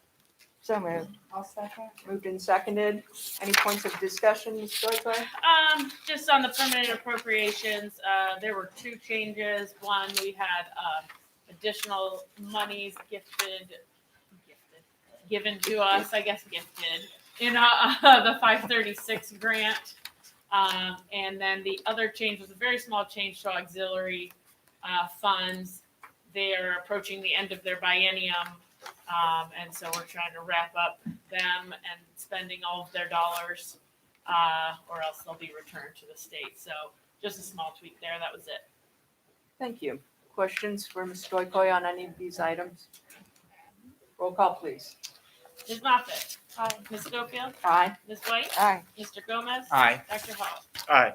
And item F, regular business. I'd like to recommend that the Board of Education approve the April 2021 investment schedule and monthly spending report. So moved. I'll second. Moved and seconded. Ms. Stoikoi. Be pretty brief here because we're going through a lot of the general fund and forecast. But if we look at the April interest, this is a snapshot. We are seeing an uptick here, so similar to March, so that is good. I think I mentioned last time we've also, it wouldn't have affected April, but in May, at the end of April, we transferred some money out of Star, Ohio to Red Tree, just because of the lower rates in Star, Ohio, and we're getting a little bit better in Red Tree. So we may see a little bit of an increase even from here in May. And then on a side note, Ryan Nelson will be here at our next meeting to present and kind of discuss, current market conditions and the bond investments, what we will do with that, and how we will do that. 06, food service. So this will be a true and accurate report of food service now. As you can see, with school back in, we brought in $108,000. That's all federal money.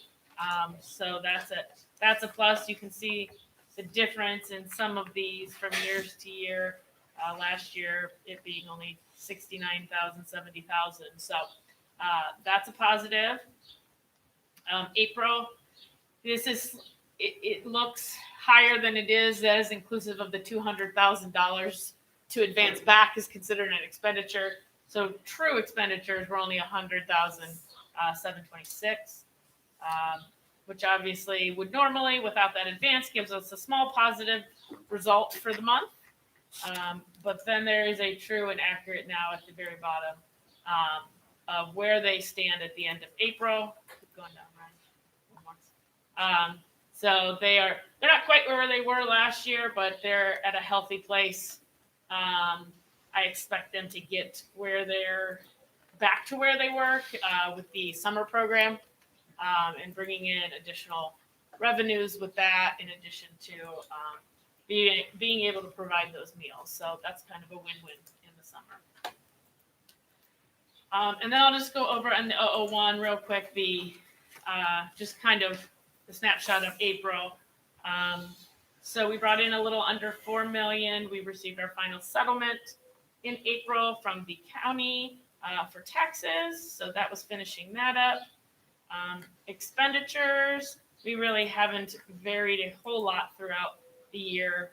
So this is pretty typical. It's pretty typical of past years. It was about $1 million difference, which is typical for this time of year or May. It just depends on when those settlements hits. We only received the one in April this year, where in the past we may have received two. We may have received an advance and then the settlement. We just received the settlement this year. So that's the reason it looks different from years past. And then finally, so overall, it's not a huge change. We sat a little under 22 million at the end of April for the general fund balance. But we will go into more of that in a little bit.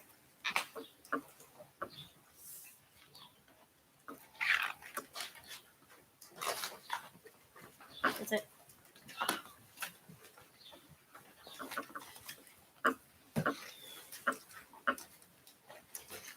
We need to vote. Okay. Want me to go? Yeah. Okay. Ms. Schofield? Oh. Is that like roll call? Yeah. Yeah. Then we're ready. Aye. Ms. Schofield? Aye again. Ms. White? Aye. Mr. Gomez? Aye. Dr. Hall? Aye. Ms. Moffitt? Aye. Okay. Now, How about the 5-year forecast? I'd like to recommend the Board of Education approve and accept the 5-year forecast. So moved. Second. Moved and seconded. Okay. You're up. Are you giving me a ticker or no? I don't have Okay, that's fine. That's fine. I'll follow you. Okay. If you just say click, then help. Move the thing. Okay. All right. This time again. So this is the May version of the 5-year forecast, May 2021. You can go ahead. Now this is going to have a little bit of a theme to it. You may have to click again.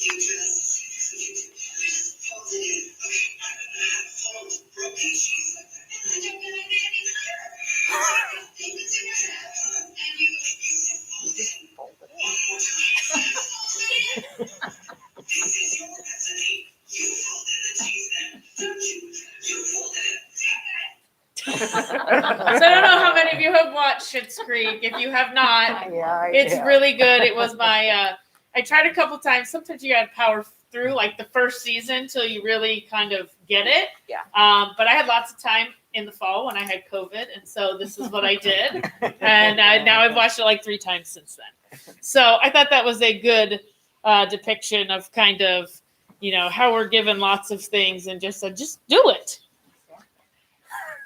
So, well, so there'll be a theme to this as we go on. So the purpose of the forecast, as I've said before, is to engage the Board of Education in community and long-range planning and discussions of financial issues facing the district, serve as a basis for determining the ability to sign contracts associated with continued operations, and to provide method for the Department of Education and Auditor of State to identify school districts with potential financial problems. So in particular, the forecast summary, this is the Cuyahoga Falls City School District's filing of the forecast. The assumptions are based on estimates that are based on historical trends and information available at the time of filing. Fiscal 2021, which is the 2021 school year, our fiscal year runs July 1st through June 30th, is the base year, is what they call, and is future year projections are derived from that base year. So while this is a numbers document, it is driven by assumptions. The information and data used in preparing the forecast is conservative in nature. Taking this approach allows our flexibility when we have unexpected situations arise. They're based on information that is available to us as of last week. That is when I finalized this. So nothing much has changed, but it could going forward. As it says, they will change, but generally overall the trends do not. So it's just kind of a snapshot of where we're at as of now. And as always, you know, we need to remain diligent in assessing the need for any additional expenditures. It often raises expenses with no offsetting revenue, and that will hasten the decline of our cash balance, and that can erode our stability over time. So this is what it looks like in the forecast, just in revenues and expenditures, very generally. The orange sections represent the renewal levies and where we would be at if we were not to pass those in the future. So you can see the amount of revenue that they generate as we go years out there. And then the next slide breaks down the numbers. This is small for me too. So this year we had a $12.2 million carryover from last year. And you can see we are anticipating about $61.5 million in revenue and a little under $57 million in expenditures at the end of the year. So that gives us a very healthy revenue surplus of $4.5 million, which of course adds to our cash balance with the projection at the end of this year being a little under $17 million.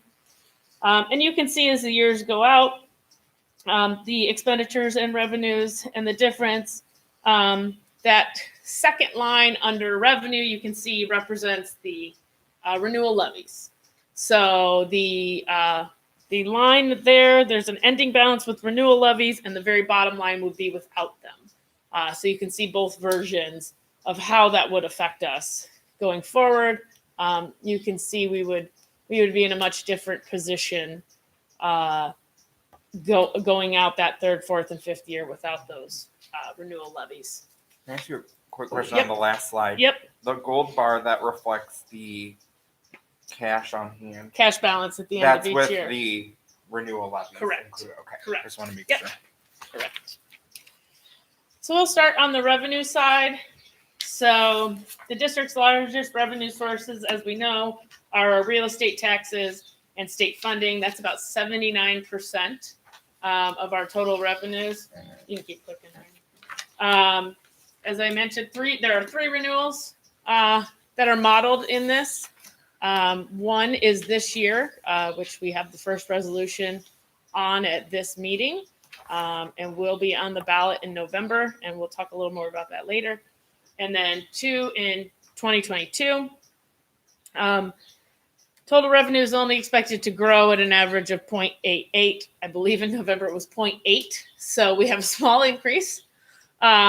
Historically, though, they've increased 3.76 on average.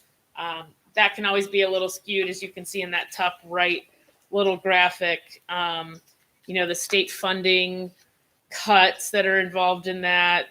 We've passed some new money, so it can skew that because it's looking at the past 3 years, which have had some big changes in revenue on some of those lines. So we can go, okay. Real estate. So we in November renewed the 7.9 mil levy that was originally approved in 2005 for a 5-year period. As I just mentioned, last fiscal year, we received a half-year collection on the 4 mil operating levy that was approved in November 2019. That was in combination with the bond permanent improvement. Those are not part of this forecast. Those are kept in separate funds. Just the 4 mils is part of the general fund. And so they're not reflected.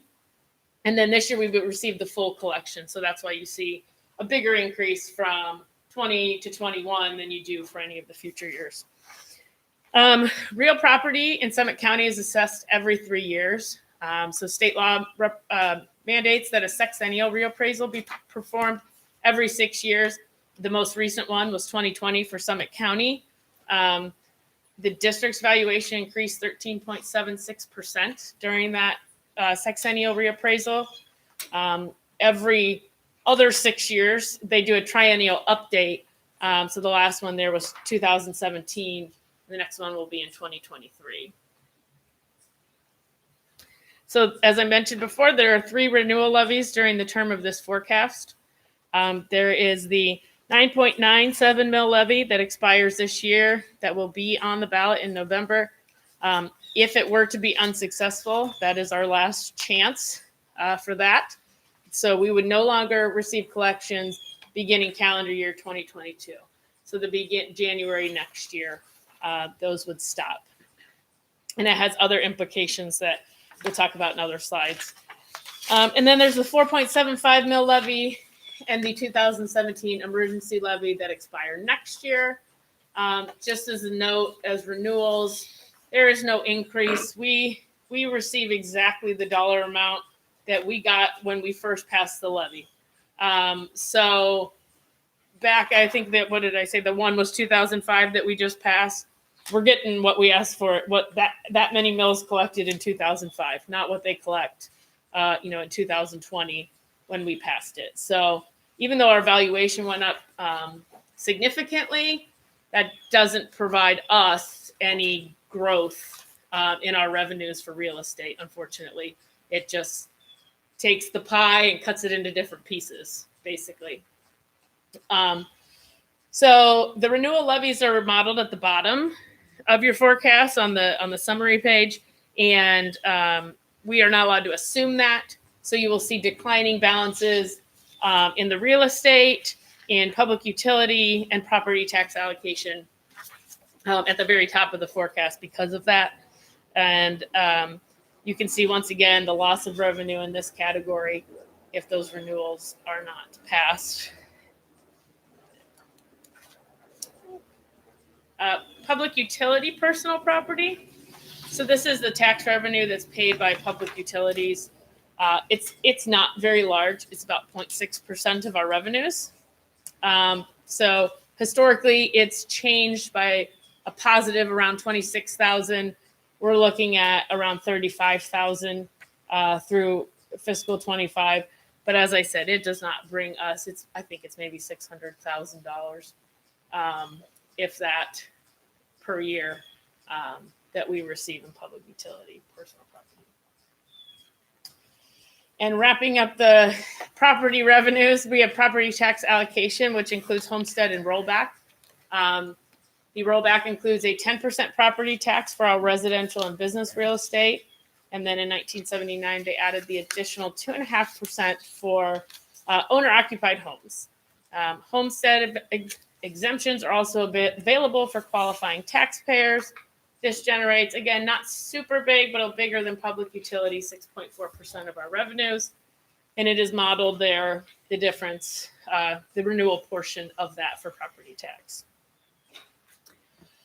So something to note with the renewal levies is that any of these, which the 9.971 was originally approved before 2013, so if they were to lapse, House Bill 59 was something in 2013 that was passed, and it would have a major impact to the local taxpayer.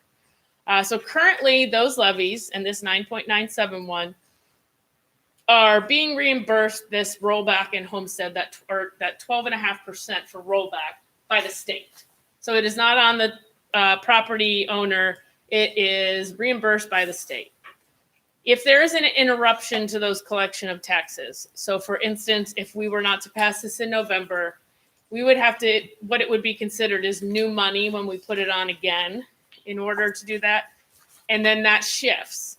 So now you are responsible as the property owner for that 12.5% because they are no longer reimbursing that. But the state is no longer reimbursing that. So it's important, if as long as they are continued renewal, there will be no change. If there's some sort of collection interruption, then this is how it would shift. It also changed the requirement for homestead exemptions. Individual taxpayers who did not have them approved for tax year 2013 and who become eligible afterwards will only receive a homestead exemption if they meet the income qualifications. So before it was not, there was no income qualifications, and now there is. So taxpayers who currently have it, as you can see, September 29, 2013, will not lose it. They get grandfathered in essentially. And so they don't have to meet those new income qualifications. If you did not, now you have to not only meet the age requirements, there are some other ones, you have to meet the income qualifications as well. So that has really decreased the amount of homestead reimbursements because of that change. Unrestricted grants and aid. So this is our state funding, the biggest portion of our state funding. It is a little under 25% of our total revenues. It's the second largest source. In addition to state funding, tax revenue proceeds from casinos are also included in this category. It is important to note that our student wellness and success and ESSER funds are not part of this forecast. They are required to be posted to different funds. They may, in certain areas of the forecast, offset some expenditures that would have gone to the general fund, but their revenue in itself is not posted to this, and any actual expenditures coming out of those funds are not in this forecast. So in the last couple of years, we've had a lot going on with the state and the state funding. So funding in FY20, so last school year and this school year, originally, reflected the governor's changes to the funding formula as part of the biennium budget, the last biennium budget. And basically what he said is, there is no formula, Godspeed. So you're going to get what you got in 19 for 20 and 21. He did add the student wellness and success funding, but that is separate, and there are certain restrictions on that. We cannot just use that for, I can't use it for boilers. I can't use it for any of those types of items. So then back right after the pandemic began, he announced a cut of $300 million to K-12 education for last year. Our cut was a little under $1 million, which was about 6% of our state aid. Originally, this year, that's how they were paying us, with that same cut assumed. And so that's how it was going. But recently, in the past couple months, earlier this year, actually, they announced that the state funding was only going to be reduced by $425,000 for Cuyahoga Falls, which is about little under half of what it was last year. House Bill 1, which is the Fair School Funding Plan, is currently being considered by legislature and may produce a successor funding formula, hopefully, for this next biennium budget. Currently, House Bill 110, which is the governor's proposal for the biennium budget, projects funding for the district still at the fiscal 19, so what we received in the 18-19 school year, the exact same amount for 4 and 5 years later. That's the reason why, if you look at the forecast, we pretty much have flat funding. We expect not to be cut that $425,000 next year, but we expect we're going to resume the 18-19 levels where it stands right now. The House has incorporated portions, a phased-in approach of the Fair School Funding Plan to their version of the biennium budget. The Senate is not going to be as friendly. They are more pro-school choice and vouchers. So we're going to have to see where this lands at the end. But it's going to have to be coming soon. I mean, that starts July 1st. So it's within the next 2 months, we'll have some sort of answers of at least what the next 2 years look like. As far as the casino revenue, in fiscal 20, we received, and this is pretty average of what we receive each year, $241,000 in casino proceeds. Obviously, the casinos got closed in the spring of 2020 and later opened, so we only received $178,000 this year. Next year, we assume that they resume normal collection rates. It has not appeared that it has slowed down to anywhere below where it was before in fiscal 20. So we expect them to resume normal levels for the rest of the forecast. Restricted grants and aid, this is also state money, but there are restricted, which are distributed with the intention that the monies are spent for specific purposes. So this category includes things like career tech, economically disadvantaged, and special education catastrophic reimbursements. So if you click again, yes, you keep clicking, there's like 3. There we go. So career technical education, we receive around $232,000, economically disadvantaged $487,000. Catastrophic costs, if our students that are in special education, the cost to educate them reaches a certain threshold, we can apply to the state for what is called catastrophic funding. That's always at this time of year. Last year we received $160,000. We have not received our amount yet or know what it is yet.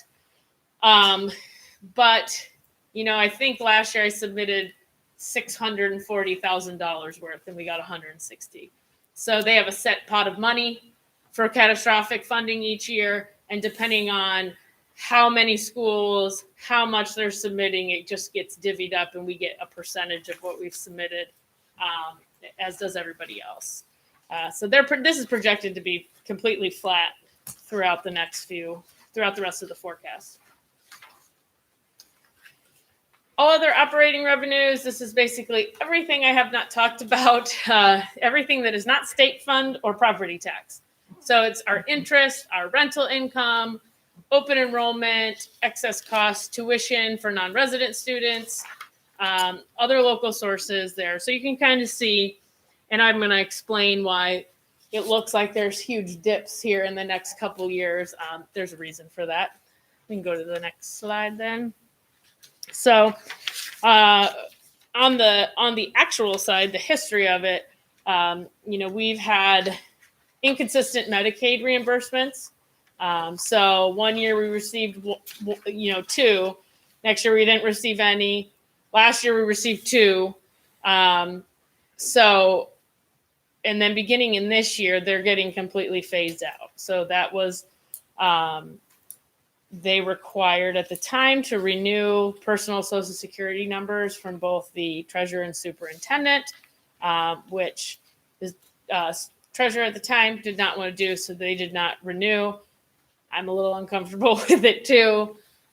So we have not pursued that thus far. We have tried to work around that and find something else, but they are pretty adamant at this point in time that that's part of the process. Yeah. What is their purpose for that? I would assume that if there's something that then we would be liable. They couldn't find you any other way, I suppose. Yes, I guess not. Yeah, I because that's a change. It wasn't like that before. Right. That's a change. Right. You never used to have to do that. So a lot has been affected by COVID in this line item. Open enrollment, rental income, interest. We show gradual increases to those couple of items throughout the rest of the forecast to try to get us back to typical levels by the end.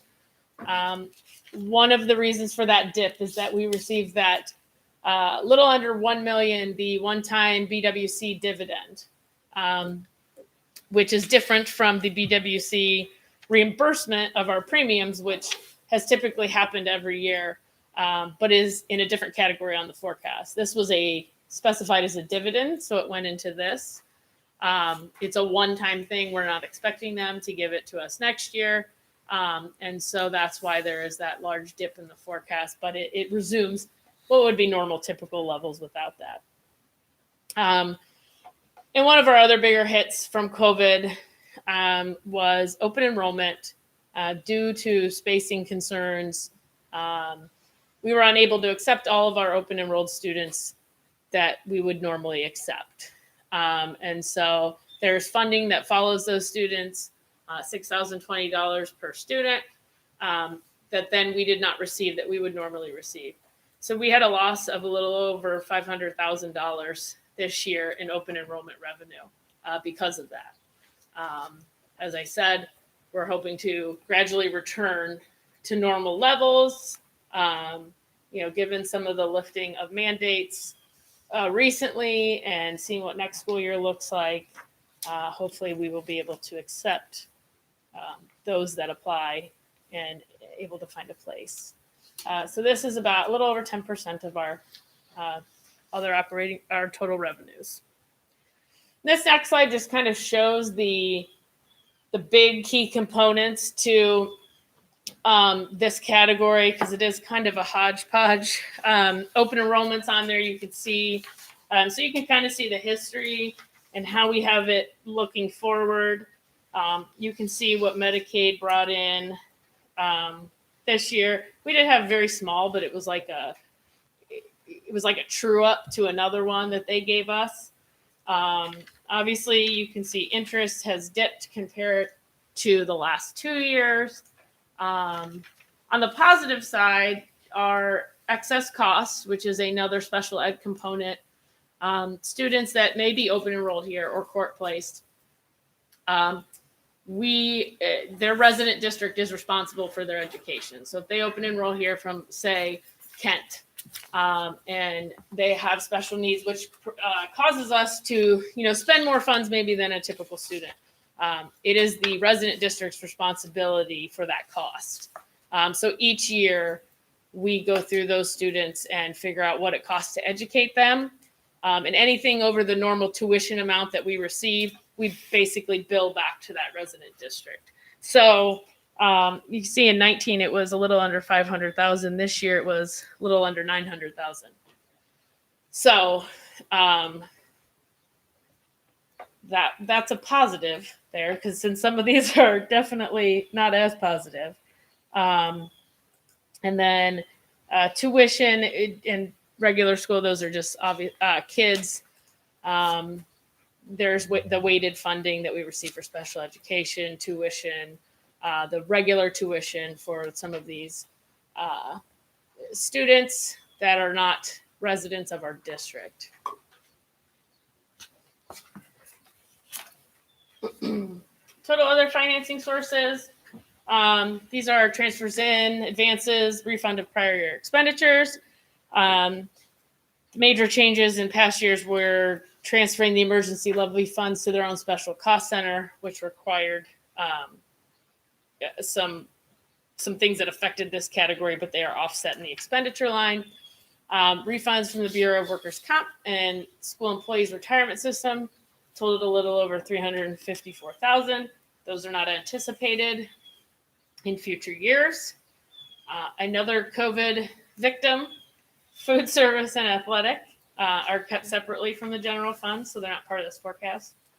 But they did suffer major losses in revenue. Athletics has been able to stay above water, but barely. And food service, unfortunately, at that time, could not stay above water. So in order to temporarily rectify that, the general fund advanced them $200,000 to get them in the black. Last month, we, as you saw in the report, that we were able to advance that back now. So we will receive that in this category. It'll show a $200,000 revenue.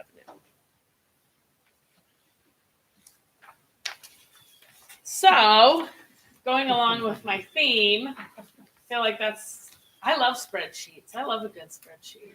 Other people don't share my joy in that all the time. It's really sad. There's that one who's like, you ever make a really good spreadsheet? Nobody cares. It's like all the time, every day.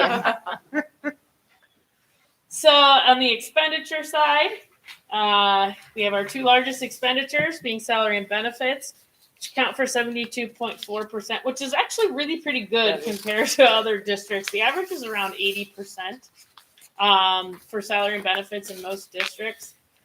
So that's actually a really good number, 72.4% of our total expenditures being on staff. On average, they increased 1.69%. Going forward, being conservative, we are assuming 3.2% overall, which obviously exceeds our 0.88. That should say 0.88, excuse me, that we were saying in revenues. But as we can see, both sides are very conservative in that nature. So personnel services, this would be salaries, are a little over 50% of our total expenditures. The board and the three unions, CFEA, OPC, and SEIU Local 1, agreed to increase the base wages in 18 and 19. They were increased 2% and 1.5% respectively. Then for FY20, all three unions agreed to roll over for 1 year and have no increase on base salary. So this year, after a long time, the board ratified agreements with all three unions for 3-year period. So these included, they all received the same salary increases. So base wage increase this year of 1.5% and 2.5% over the next 2 years. In addition, this year, employees who had a step frozen during the 11-12 school year had that step restored to them. This year, that didn't affect everyone, obviously only people who have been in the district since then. Final 2 years of the forecast assumes steps and 2% as an average, historical trend there is around 2% for a wage increase. They are not guaranteed. They are just included to show the impact the increases historically given in the district. So a couple other things. The passage of the emergency levy obviously allowed for some salary component, salary and benefits. So $385,000 for additional staff. COVID also, this one's first. The reduction in force in 1920 gave us a cost savings, though, of a little over $1 million. And then COVID, which caused us to have reduced class sizes, we had a need for additional 7 to 10 employees. That increased by approximately $400,000. And we have assumed this at the time, not kind of knowing which direction everything may go, particularly for schools. Employee benefits. So employees' benefits are a little under 22%. This includes retirement, Medicare, health insurance, workers' compensation. So in negotiations as well, all three unions agreed to increase their co-pays and co-insurance, which further reduced the overall cost in this category. Again, there was the addition of the benefits to those 7 to 10 employees that is assumed in all years, and the reduction in force also has the benefits associated with it that gave us a cost savings of $245,000. The very good news is that next year we only have a 1% increase to our health insurance cost, which is very good. You can see last year it was 4.9, the year before it was 0, which is even better. But we project 8% in the forecast. So to go from 8% to 1% makes a big difference. Especially there, it's a little under $8 million in total a year of employee just health insurance costs. So not having 7% basically realized back is a big deal. So we are still assuming 8% in the last 3 years. That's an estimate, just to be safe and conservative.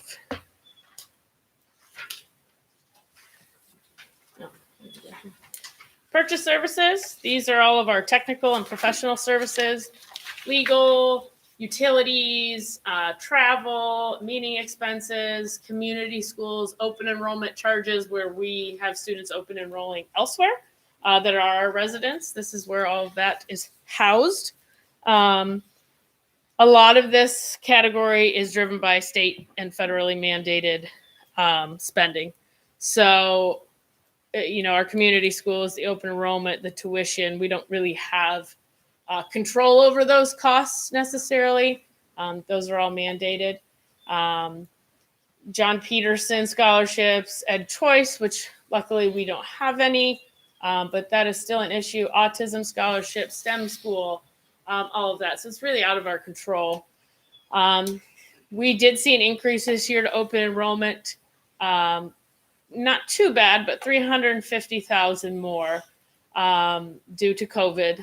More than likely, there are some students that went to just somewhere where it was going to be online, and they had that option, and for whatever reason they didn't want to do it here.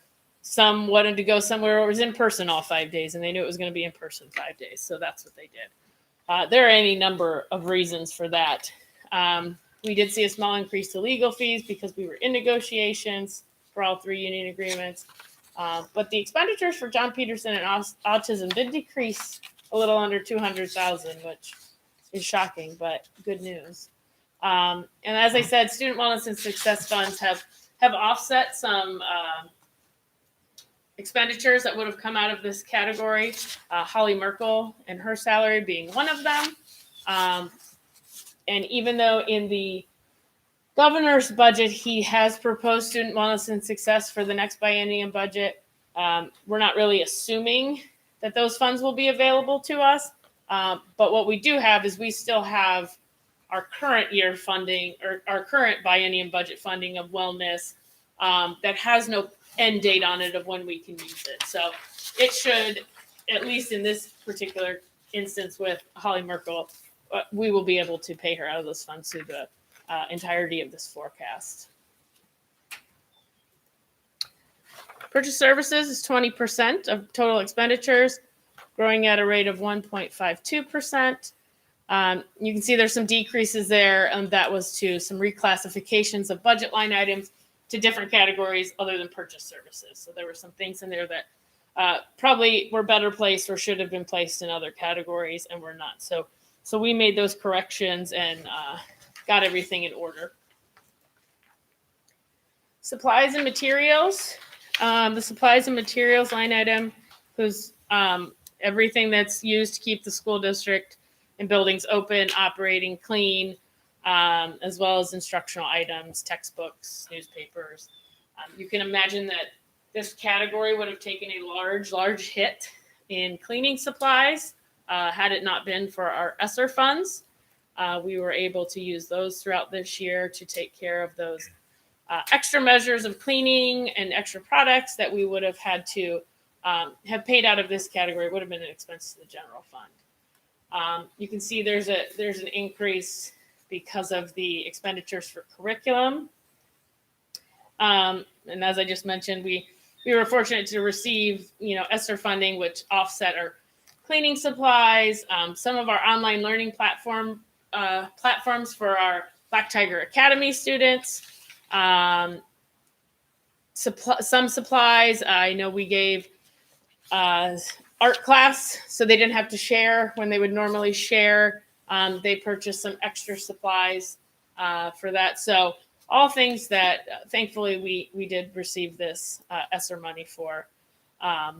So supplies, again, it's a small portion of our expenditures. It's only 2%, but it could have been a lot more. Capital outlay. This is all of our fixed assets, basically, equipment, technology, things that have a life expectancy of 5 years or more. Again, another one, probably the biggest one, our ESSER funding offset purchases of plexiglass dividers, which would have come out of this category. That was probably $150,000. I think. Our Chromebooks. Obviously, we had a need to speed up our plan on the emergency levy plan last March when everyone went remote. We needed to speed up our efforts to be one-to-one on the technology. And thankfully, we were provided with ESSER funds in order to be able to do that. We did purchase, just recently, we approved the disaster recovery backup, which was sorely lacking in our technology department and could have caused major issues given the number of students and the technology use, especially this year. So this represents a little over 4% of our expenditures. You can go to the next slide. Obviously, the emergency plan affects this category the most, as there are major building improvements and buses and those types of items. So we updated this most recently in January of 2020 after the passage of the bond levy. We kind of reprioritized some of the items that were on there, knowing that we would be the middle schools would be in a new building in the future. So we did utilize, as I mentioned, we bought 1,000 Chromebooks originally out of emergency levy last year, in the beginning of last year. So not allowable to be covered under ESSER because it started in March. So we did that in the beginning. But then we were able to buy an additional 2,000 Chromebooks in the spring with a combination of our ESSER funds and our coronavirus relief funds, which were the state funds that were given to us by the governor at the end of last year. And then that obviously provided us 1-to-1 technology and 2-to-1 in grades K through 2. So the little ones don't have to lug it around. They're able to have one at home and one at school. This is where we are at with the emergency levy for the remainder of the term of this levy that when it was originally passed. Nothing much changed here. You can see this year we have 2 buses. We purchased 2 buses, some lawn equipment, and then the typical roofs, parking lots, everything will continue from year to year, always based on assessment of each year. Joe does a good job of going out and assessing what's actually needed and who needs it and where they need it. So we make our modifications as we get that information. Other objects. The main expense out of here is the payments to the Summit County Auditors. They charge us a fee for the collection of the tax revenue. So that's a major one. So there's an increase to this line because of the new money, the new operating money, the 4.0 mil operating levy. It comes with an additional cost. When there's more money, there's an additional cost for them to facilitate all that from us. In addition, the levy cycle that we're on, there is a cost to the Summit County to cover the costs associated with putting that levy on the ballot. So it's about $40,000 is what we have this year. We're assuming that every year of the forecast, and hopefully be able to get off that cycle at some point where it's not every year. This is a small portion of our expenditures, a little over 1%. Total other financing uses. This is basically the offset of the total other revenue sources. So these are transfers and advances that go out instead of coming in. One difference in this one is taxpayers are able to file for reductions in property values. And if it is approved and it goes through, they are refunded the taxes they have paid already. It's a reduction to our tax proceeds. We do monitor these. We get these. Our attorneys handle this. They do a very good job of arguing our case for people who are trying to reduce their value. We typically stick to just the businesses because that has the most impact. A residential taxpayer that wants their property value lowered is not, it doesn't have a severe impact. It's not worth the cost to us to really fight that. And then the offset of the emergency levy transfer. And then food service and athletic on the next slide. This is the opposite. It's the same sad story. When we advanced out that $200,000, it comes out of this category.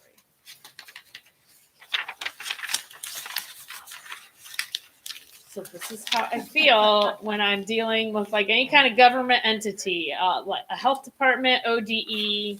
So like we've constantly asking them for some sort of guidance. And so this is one of my favorite quotes from Schitt's Creek. I have asked you thrice. I say that to my kids a lot. They don't think it's as funny. So revenues over expenditures, line 6.01. Good sense of the district's fiscal health. Positive number indicates that we have spent within our revenue for that fiscal year. A negative number obviously assumes that we are exceeding our revenue for the fiscal year, which results in an overall reduction to our surplus. So this number should not be negative. Obviously, there may be things out of your control at times where it is, but it should not be if you can help it. So, I am done here. Sorry. So this is November's forecast, and you can see where we were. We were projecting. So hard for me to see this right now. We were projecting to be about $2 million over. You can click the next one. Yeah. So. In the May, you can see in this forecast, obviously, we're more than double that. What I had projected in November. Again, November had, there are some big things in there, the 8% insurance, the full cut from the state funding. So those made a big impact in this. And you can see the differences here on out from November to May, but they're significantly different, especially in these first couple years, given those assumptions that have now changed into actuals. So the average district in Summit County, this is as of FY 2020, so as of last year, has 33.1% cash carryover. Copley's really screwing this average because they have like 101% cash carryover. So 33.1% was a grain of salt, but I think when I first started, we were like third or fourth lowest. Now we're only the sixth lowest. We had 22.1% as at the end of last year. ODE recommends 60 days to be fiscally solvent. Industry standard is 25%. While we have an improved cash position, we should, keep focusing on establishing healthy carryover. So where rubber meets the road, you can see the difference from November to May. We were looking at ending this year with 13 million. Now we are projecting 16. You can see the differences there. We get out to the last year. It's a $10.5 million difference from the November forecast. Like I said, some of those assumptions were big, and they were both negative to us that have now turned a little bit positive going forward. So we do remain a positive cash balance throughout the entirety of the forecast. You can see our cash carryover position. This was really fun to put these numbers in. So we were about 22%. This year we are projecting to be a little under 30%. Next, 22, 37.38%. 23, 38.33. 24, 36.41, and 25, 31.59. So we get over that average, even with Copley in it, a couple of those years. And you can see where we are at based on ODE standards and industry standards. We exceed those in quite a few of the years where we need to be. So this is great news. This is great news. And I think this is how if you have questions, but this is how most of us felt all year. You're just trying to go through a day without some sort of phone call that something changed or there's new rules or they're doing this. So, we tried our best this year, but I won't be sad when the school year's over. At all. Not at all. So that is it. Unless questions? Questions on the forecast? No, it's an excellent forecast. The question becomes, when ESSER funds and things like that disappear at some point, what will happen to the forecast? Do you think? It really shouldn't have a large impact overall. So some of the things that we have discussed when we've met to discuss the ESSER funds are things like our social workers. Those were anticipated to come out of student wellness and success. But given that we can keep that money for 10 years if we'd like to. So shifting it here, when those are done, because the ESSER 3 is done in 2024, so really there's nothing past that. It'll go back to student wellness and success, which we have. So there's a lot of things there. And a lot of the stuff we've done so far with ESSER has been one-time things. They're not a continuing services or an every year purchase. The bipolar ionization being one, helping food service out. That's not anticipated in future years. We're working right now on developing. We're still spending ESSER 1. I can tell you that. We've just started to spend ESSER 2 funding. ESSER 3 hasn't even been given to us yet to even do anything with. They're expecting to drop it in for us next week. So we are just wrapping up that first round of ESSER, which was only $570,000. And just starting to get into ESSER 2, which includes some of the things that you've approved, bipolar ionization, the recovery backup, and food service. That's really all that's happening in there right now. So we are in discussions as a group on how we go forward with those funds, and that they align with our strategic plan and things we're trying to accomplish going forward, and how we can best use it in the time frames allotted to us, with being able to use it all and not give any of it back, but use it strategically. Okay, my next question comes with school choice. I don't even know how to frame this question, because the scary impact is that if it would go through and every student would receive a voucher or an option for school choice, how does that, well, I know how it will impact public school funding, but what do we do about that? What proactive stance can we take other than writing to legislators? Make families aware of it? Yes. How proactive can we be? Because that would be a huge blow Yes. to any public school. And I think we said over the course of 4 or 5 years, it would be about over $15 million for us, which would be devastating to our forecast. At this point, we don't have any buildings that qualify, but that doesn't mean that they don't qualify income wise. So it's definitely something that it's frustrating. We did pass that resolution, which was sent off last year, not in support of that.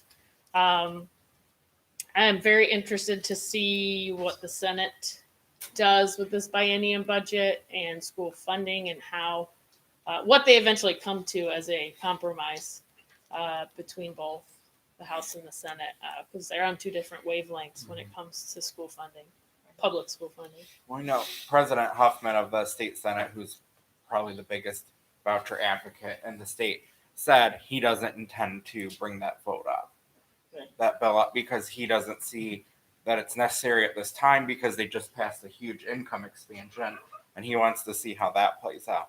But I do anticipate getting hit with some of those income expansions. I know families in our district that applied for Ed Choice through the income expansion on the federal poverty. So I think that will, we don't know what amount will be, but there'll be some income. Yeah, and right now it's at zero. I mean, we don't have any. So hopefully the impact, that's about Thank you. That's about where I'm at. I've asked you thrice. That's where I'm at. That's Price squared. Any additional questions on the forecast for Mrs. Stoiker? Thank you. Good job. Very good. All right. Thank you. Whenever you're ready for roll call. Oh, yeah. We're good. Oh, let's see.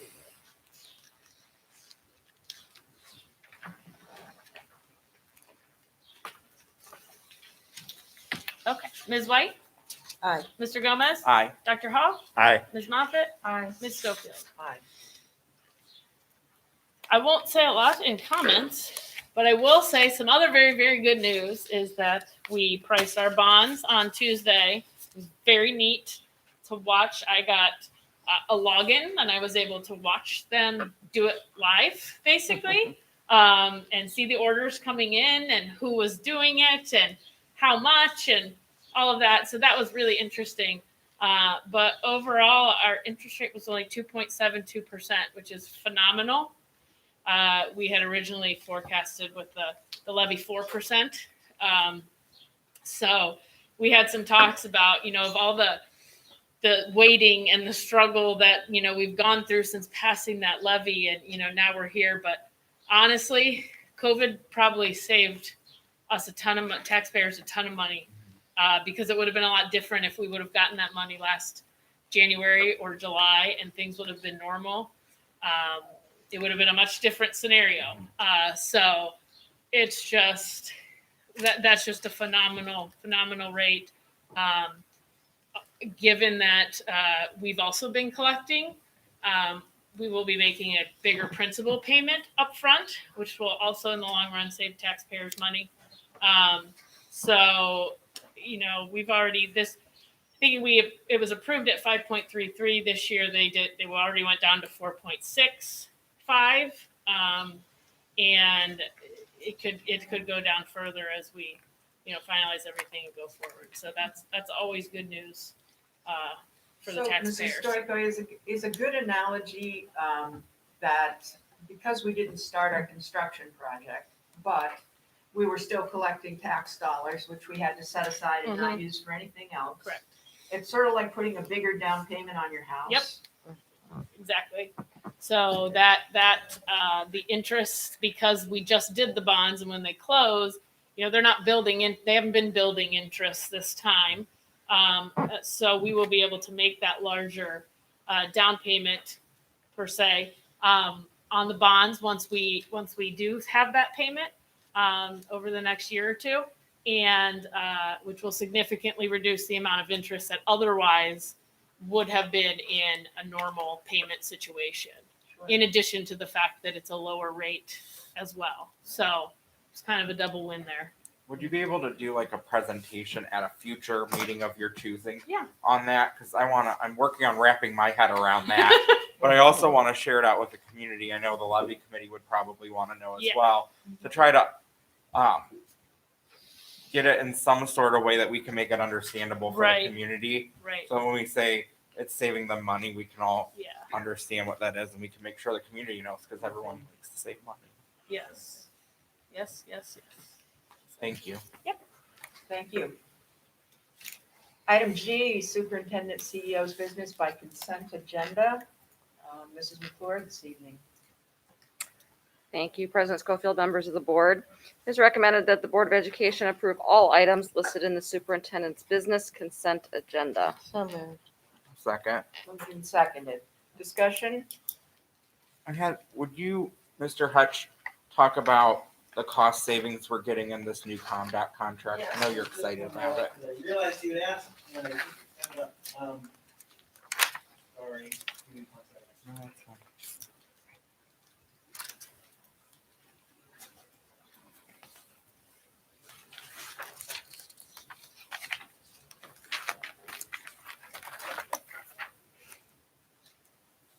I can ask Mr. Magatti my question for him. Go do it. Let me- Okay, I'm sorry. Mr. Magatti, will you talk a little bit about the Gandy contracts? Because I know the ones for demolition of Newberry, and I know we anticipate possible action on that this November.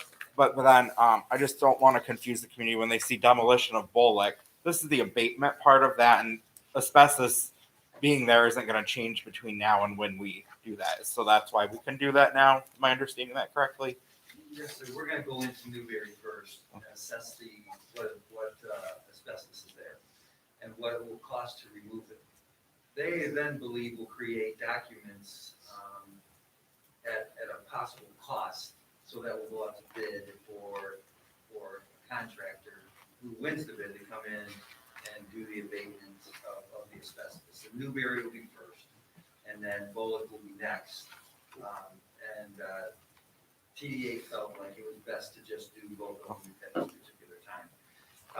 Gandy has a leg up because they do all of our 3-year inspections or redo 6-month inspections, so they know our buildings. They know them very, very well. So I would think that this would be seamless and it'd be flawless, and we get a very, very good report back. Thank you. I just didn't want people to be confused when you see demolition of Bullock and then thinking, oh no, what's happening? It's just the asbestos piece, and whether it's there or not isn't going to change in the next 5 years. Thank you. I appreciate that. Ready. So busy clicking slides today. Hey, you could have brought a clicker. So the copier contract has 2 main cost elements to it. There's the cost of leasing the equipment per month over a duration of 5 years. And there's the cost of each copy that you make. So we've been able to negotiate a base cost that what our original cost for our last 5-year contract was $7,300 a month. We've dropped that down to $7,000.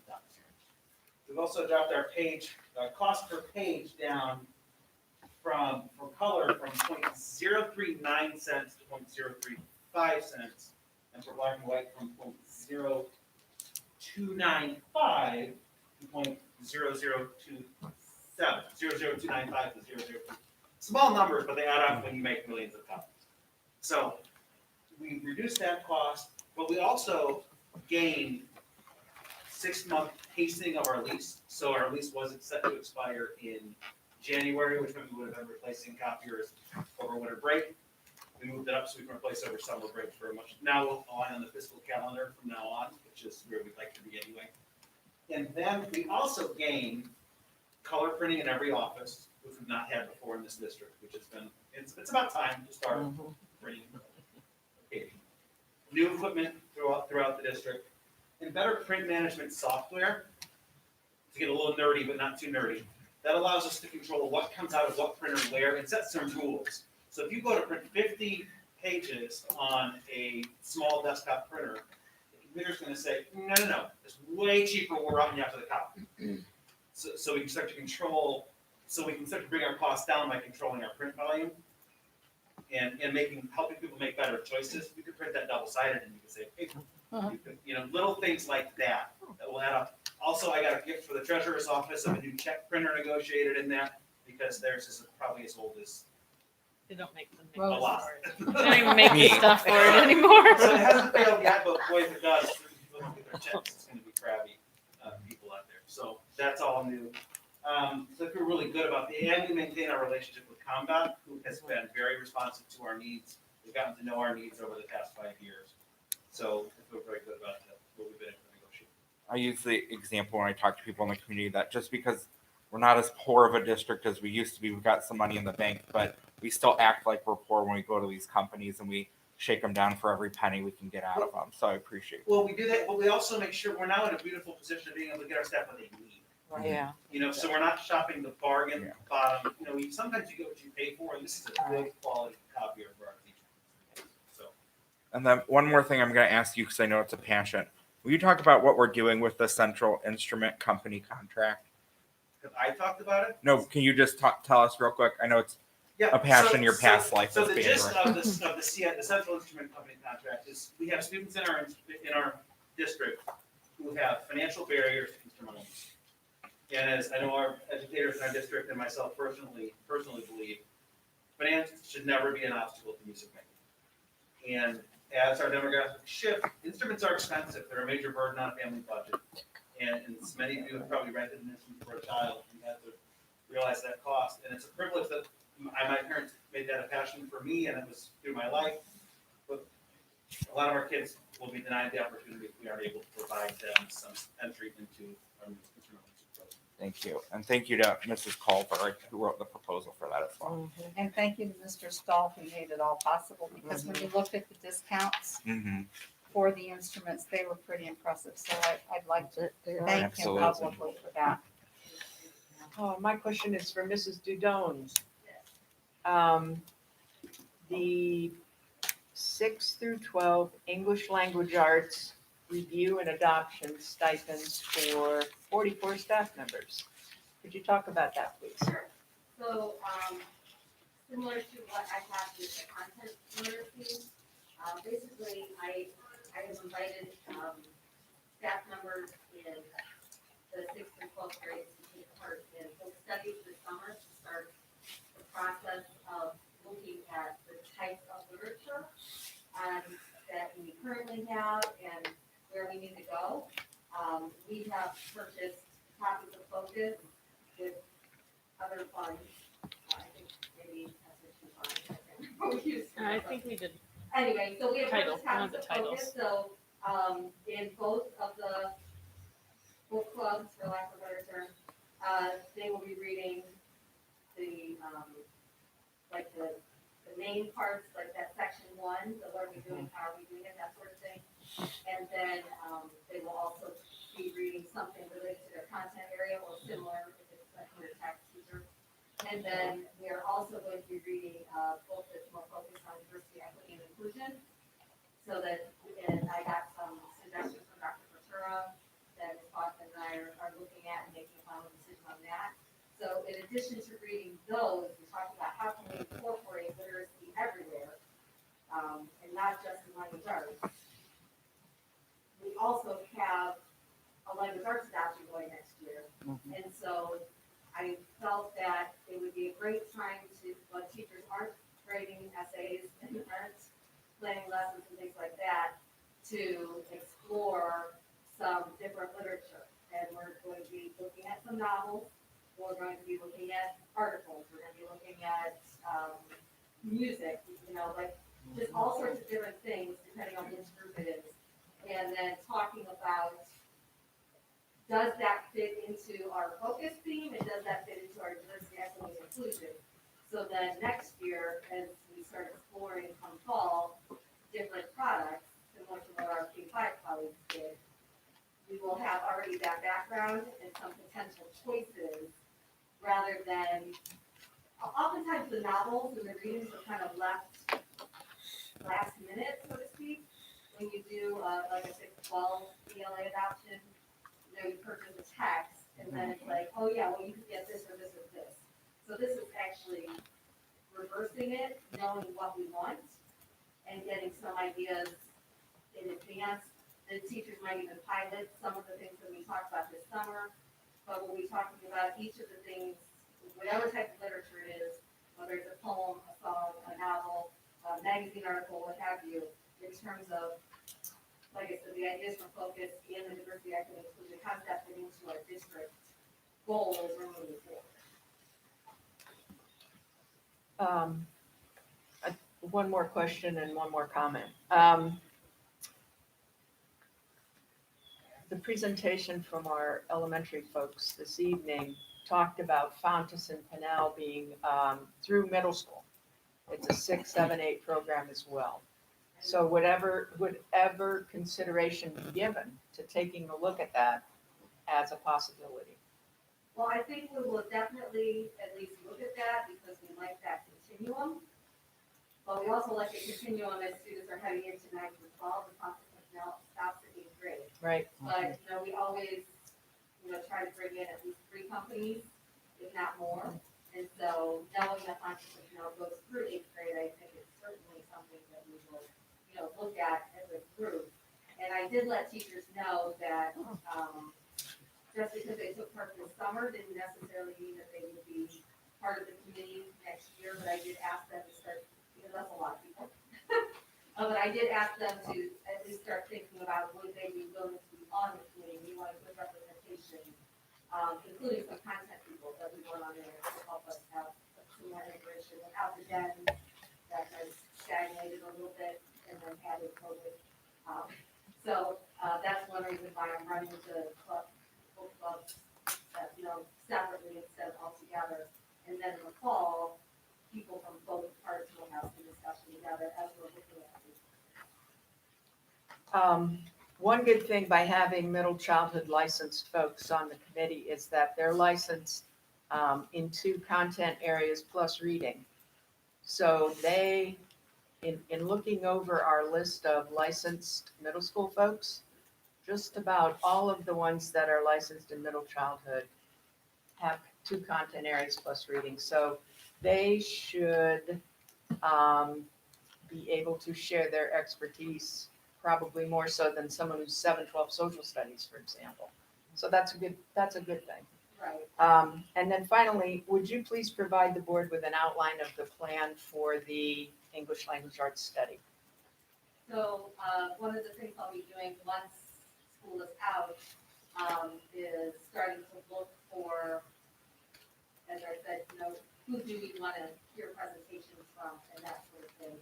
And then I will also be looking to build the community based on partly what you said, that licensure, and partly the diversity of the staff, so that we can start listening to presentations going forward. I did ask teachers if they would be willing to pilot next year because I found that very valuable with the math to have some teachers pilot. Also, something that I found valuable was bringing in people from other districts who were using whatever the product is. And so that process will get started. We will continue the work of the K-5 literacy. I want them to see what we have established with K-5 so that we have a continuum and think about which of these things do and don't apply to 6 through 12. Obviously, generally speaking, we're not addressing phonics for 6 through 12, but that doesn't mean that we don't have some students that need that, but we're not going to make our primary focus in a purchase phonics because that doesn't make sense for 6 through 12. So we'll be moving through the process of listening to presentations, doing pilot, ideally in multiple, grade levels, just to get the feel. And it might not be pilots of the same product. Maybe our 6th through 8, maybe we have a 7th grade teacher at Bowl like the pilot functions now, and a 7th grade teacher at Roberts who pilots something different, and then we can get together, to talk about that. And then we will move through the process of establishing what is literacy means. In K through 5, they're learning to read, and in 6 through 12, they usually say they're reading to learn. So how do you make that shift?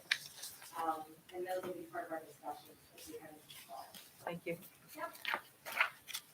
Any further questions on any of these items? Roll call, please. Mr. Gomez? Aye. Dr. Ho? Aye. Ms. Moffett? Aye. Ms. Schofield? Ms. White? Aye. Item H. Superintendent's comments. I have just one quick reminder for folks that may be listening as we are getting ready for the end of the year. All of us in my office, especially, are preparing for next year. I mean, we're doing lots of hiring. We're working on staffing, allocations in all of our buildings, and it's very important to us to know who our students are going to be next year. Recently, as yesterday or tonight at 6 o'clock, thank you, there'll be a final parent commitment form, request form being sent out to all of our families. We know that it's a difficult decision for some families right now. Do you want to be all in, or do you want to be in the Black Tiger Remote Learning Academy? But it's time for us to get those answers, because our staff needs to know what they're doing in the fall. So that is going out tonight, and I believe it'll be live for a week. And we'd like to encourage all of our parents to answer it. Even if they've already answered it once, we're asking them, please, once again, just give us your commitment so that we can best plan to staff our buildings, and staff our academy classes and things like that in the fall. In the survey, there are links to all kinds of things that parents may have those questions as far as offerings and courses and what ifs. So if people will please take a look at that. If I may add, Please. one of the reasons that we're asking people to fill out the survey again is because since the vaccines got rolled out for 12 and up, and since other information has become available, we have had a number of people contacting the board on this saying, well, I registered as this, but now I'd like to switch my child to this. We just need that firm commitment. Could we possibly extend it to 2 weeks? I know next week's the last week of school, and parents are distracted with How a do you lot. build a master schedule, though? Well, that's what Ms. Bogdan is anxiously waiting to begin that work, and we Yeah, rely so that's much on our part of it, staff to yeah. build our master schedule that That's we part of it. need to be able to begin that work when they're here. So we're hoping that we can have a nice snapshot of who's going to be here in the fall and how they'd like to be a Black Tiger. My only other comment is also related. Similarly, we have started vaccinations for our 12 to 14-year-olds or 12 to 16-year-olds. That starts today or tomorrow. Today. Today was the day that our 16 to 18-year-olds received their second dose. So they put all those folks together, and then we'll be doing another round for our 12 to. There will be opportunities, I believe, locally throughout the summer. I would just encourage people to keep an eye out for that, as we do too. Do you have any questions for me about anything else that's going on? Anything else that was in the consent piece? Good. Wonderful. Thank you.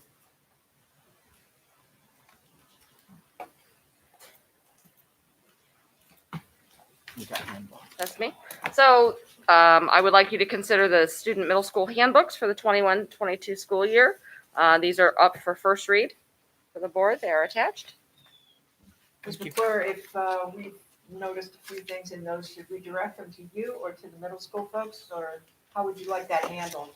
If you would send those to me, please, I've been working with Mrs. Walter, Mr. Geyer, and so I will share with them. It was more than a typo. I will share with them, and we'll meet again about that. We have to do that before the next. Excellent. Great answer.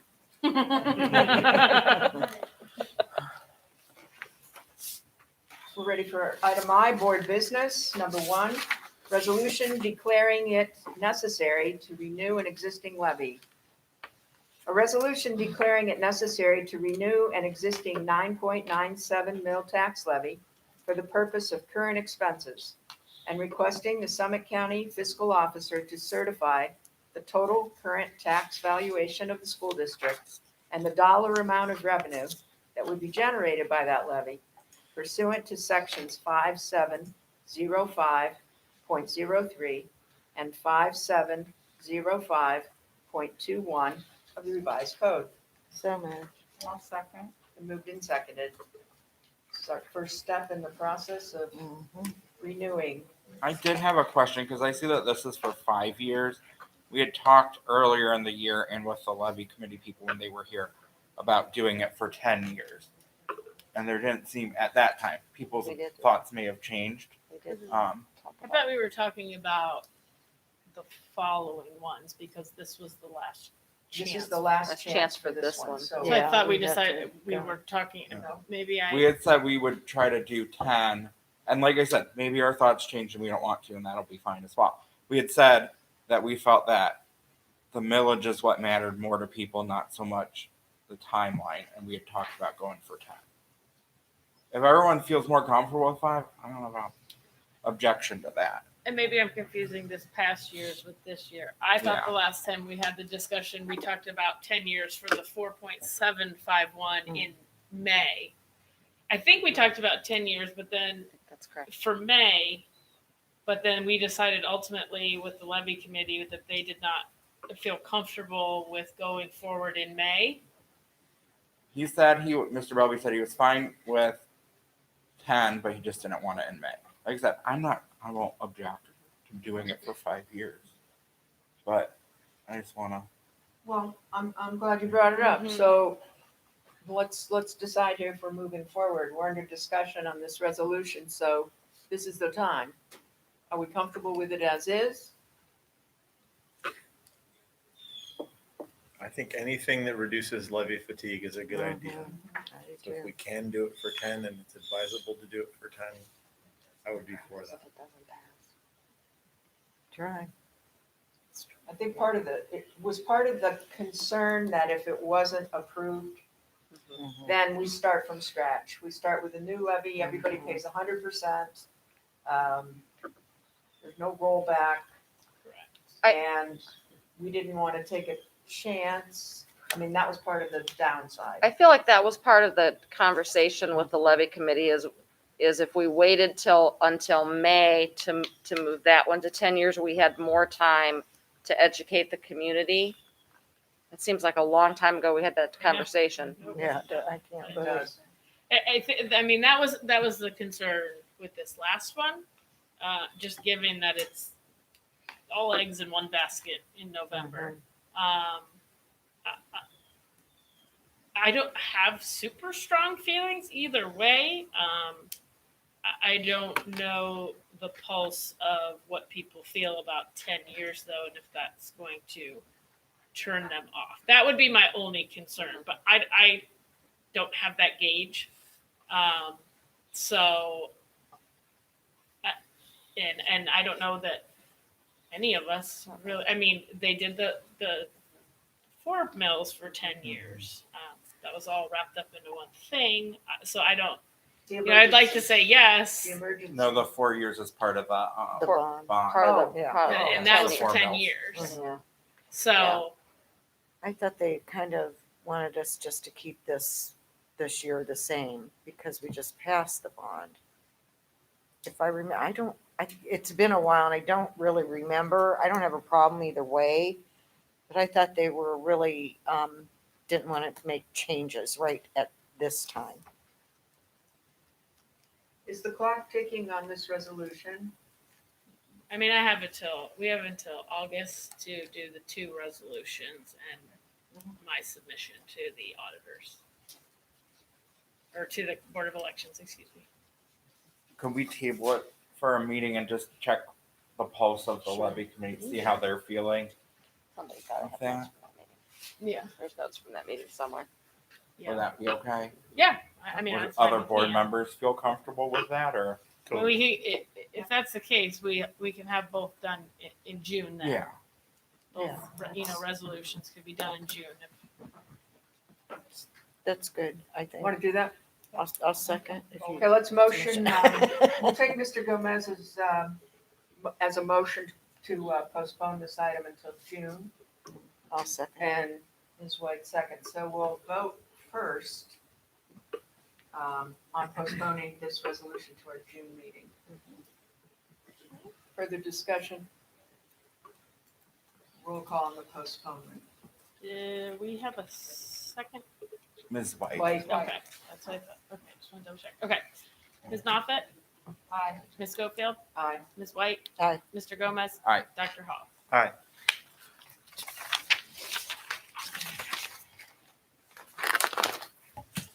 Item 2, Top Tiger recognition. Dr. Hall, would you like to, you're a board representative. I know you had an opportunity to have a discussion with Ms. Bogdan, and you have a recommendation for us on our guidelines. Yeah, I mean, I think our conversation gave us 3 recommendations. The first, to allow employees' children and board members' children to be eligible for Top Tigers recognition. To add a checkbox onto that nominating form to show that the student's the child of a staff member, which would feed into that spreadsheet somehow, so that we'd be able to tell if it was, being overused, for instance. And then the last one, to allow the students to be eligible to receive the award once K through 5 and once 6 through 12, which is maybe a better way to do it than, K through 5, 6 through 8, and 9 through 12, because then it's less of a reduction in the eligibility of all students. Board members, are you fine with those 3 changes? Yep. Thank you and Ms. Bogdan for taking the time to have that conversation. Thank you, Dr. Hall. Thank you, Ms. Bogdan. So we'll go ahead and make those changes on the form and on the directions and get those updated. And those will go into effect immediately. Thank you. Moving on to future agenda items. We know we have our resolution for June.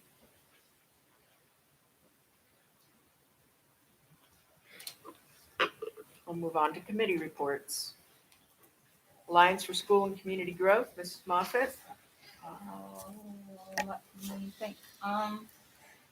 That was our Kiva activity that we had at Bullock. Oh, yeah. And it was well attended by the students and the staff. It was our first live meeting that we've had for quite some time. It was very beneficial because we have an agenda actually, and we followed our agenda. A presentation was made that shared the thoughts of our elementary school students, which was just delightful, and I'm hoping that we can all view it. And we sat in tables and then had discussions with business members and the students. So it was a very welcome activity that allowed us to exchange for information. Thank you, Mrs. Moffett. Thank you. Athletics and Activity Council, Dr. Hall. We meet Monday. Thank you. Board Policy, Ms. White and Mr. Gomez. We meet in June, the 3rd. We're meeting in June, yes. Thank you. Business Advisory Council, Mrs. Moffett and Ms. White. Next week, Is it next? I believe it's next week. Next week? May. Yeah, I'm not sure what the date, but I was thinking it was the end of May. Is it? I don't know. My calendar's stuck in my. Yeah, I don't have my book. Then we'll move to Financial Advisory, Dr. Hall. Yeah, we met Friday, and I took 5 pages of notes. Oh, my. Pretty much everything in my notes has already been discussed at this meeting, including the 5-year forecast and the various topics regarding the building project and the bonds, which has since advanced even more. ESSER funding, the fair school funding. So really, I as we've been talking, I've been looking at these going, yep, we already talked about that. Yep, we already talked about that. So I really don't have much more to say. But. Okay. Well, it's good to know our Finance Committee is up to date on all this information as well. Thank you, Dr. Hall. Foundation and Alumni, Mr. Gomez. I had a family emergency last Tuesday, so I will yield to Mrs. Moffett if she has anything to share. It was a very brief meeting. Many of our people were not with us. We folded parts as thank yous to our staff members. We also discussed our scholarships. We have some new scholarships rolling in that are pretty exciting. And we also heard that tomorrow night at 7 p.m. there will be a live viewing of our scholarships and our distinguished alumni. So that will be tomorrow night at 7 on YouTube. Thank you. Legislative Liaison, Mr. Gomez. I already shared the piece about vouchers. The budget is still unresolved. They don't seem to have much of agreement. So it seems most likely the Senate's going to pass a very different budget in terms of education funding than the House, and then it'll go to a conference committee and they'll duke it out. And you know, the goal of a conference committee is that nobody's happy at the end of the day. So we probably won't be either. The House won't be, the Senate won't be, so we'll find out what they do. But there's really, the tea leaves are not really pointing in any particular direction. So it's frustrating once again to be back in this space of not knowing what the biennium is going to be for our local funding. Thank you. Student achievement. Our student achievement liaisons across the state had a virtual meeting with the OSBA Student Achievement Director. The biggest takeaway from it was actually to encourage the folks in our school district to submit applications for the Student Achievement Fair. It looks as though the OSBA Capital Conference that's held in November is going to be in person this year as opposed to virtual. So they still are looking for student performance groups and student organizations or student initiatives, K-12, that could be part of the Student Achievement Fair that's held on one of the days of the conference. Now we're ready for comments. Is Megan Blake with us? Right here. Hello. You have to go to the podium so it can record you. Doesn't amplify, so you don't have to like yell into it, but it just records you for the recording.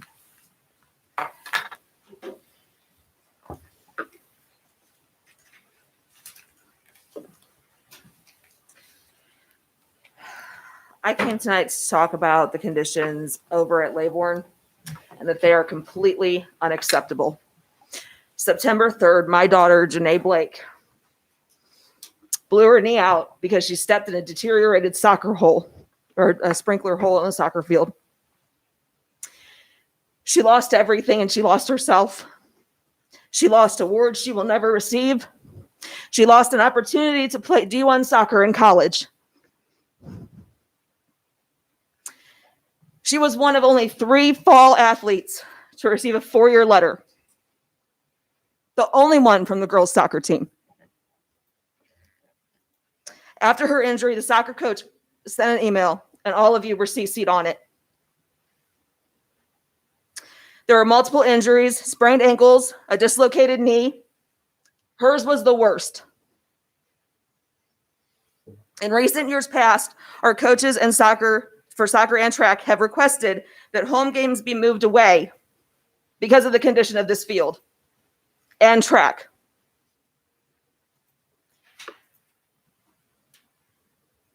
There was a post back in the fall that some long needed improvements had been made to the track. I don't know where those improvements are. March 17th, we had our second ACL surgery. She should be at districts running today. She's not. She's a state competitor, and she holds 4 of your school records. I have a son who's a soccer player and will be a senior next year, and I have a lot of concerns. You don't tear an ACL by running. I provided pictures and video to our surgeon. We've come to a conclusion why the second one happened. I hope that something's done about it, and I hope it's followed up on. I hope it's not pointless bids. I hope it's not disregarded. Fall sports start June 1st. This is urgent, and it's waited long enough. And that's all I have. Thank you, Ms. Blake. Thank you. Comments? First tonight is Mrs. Moffett.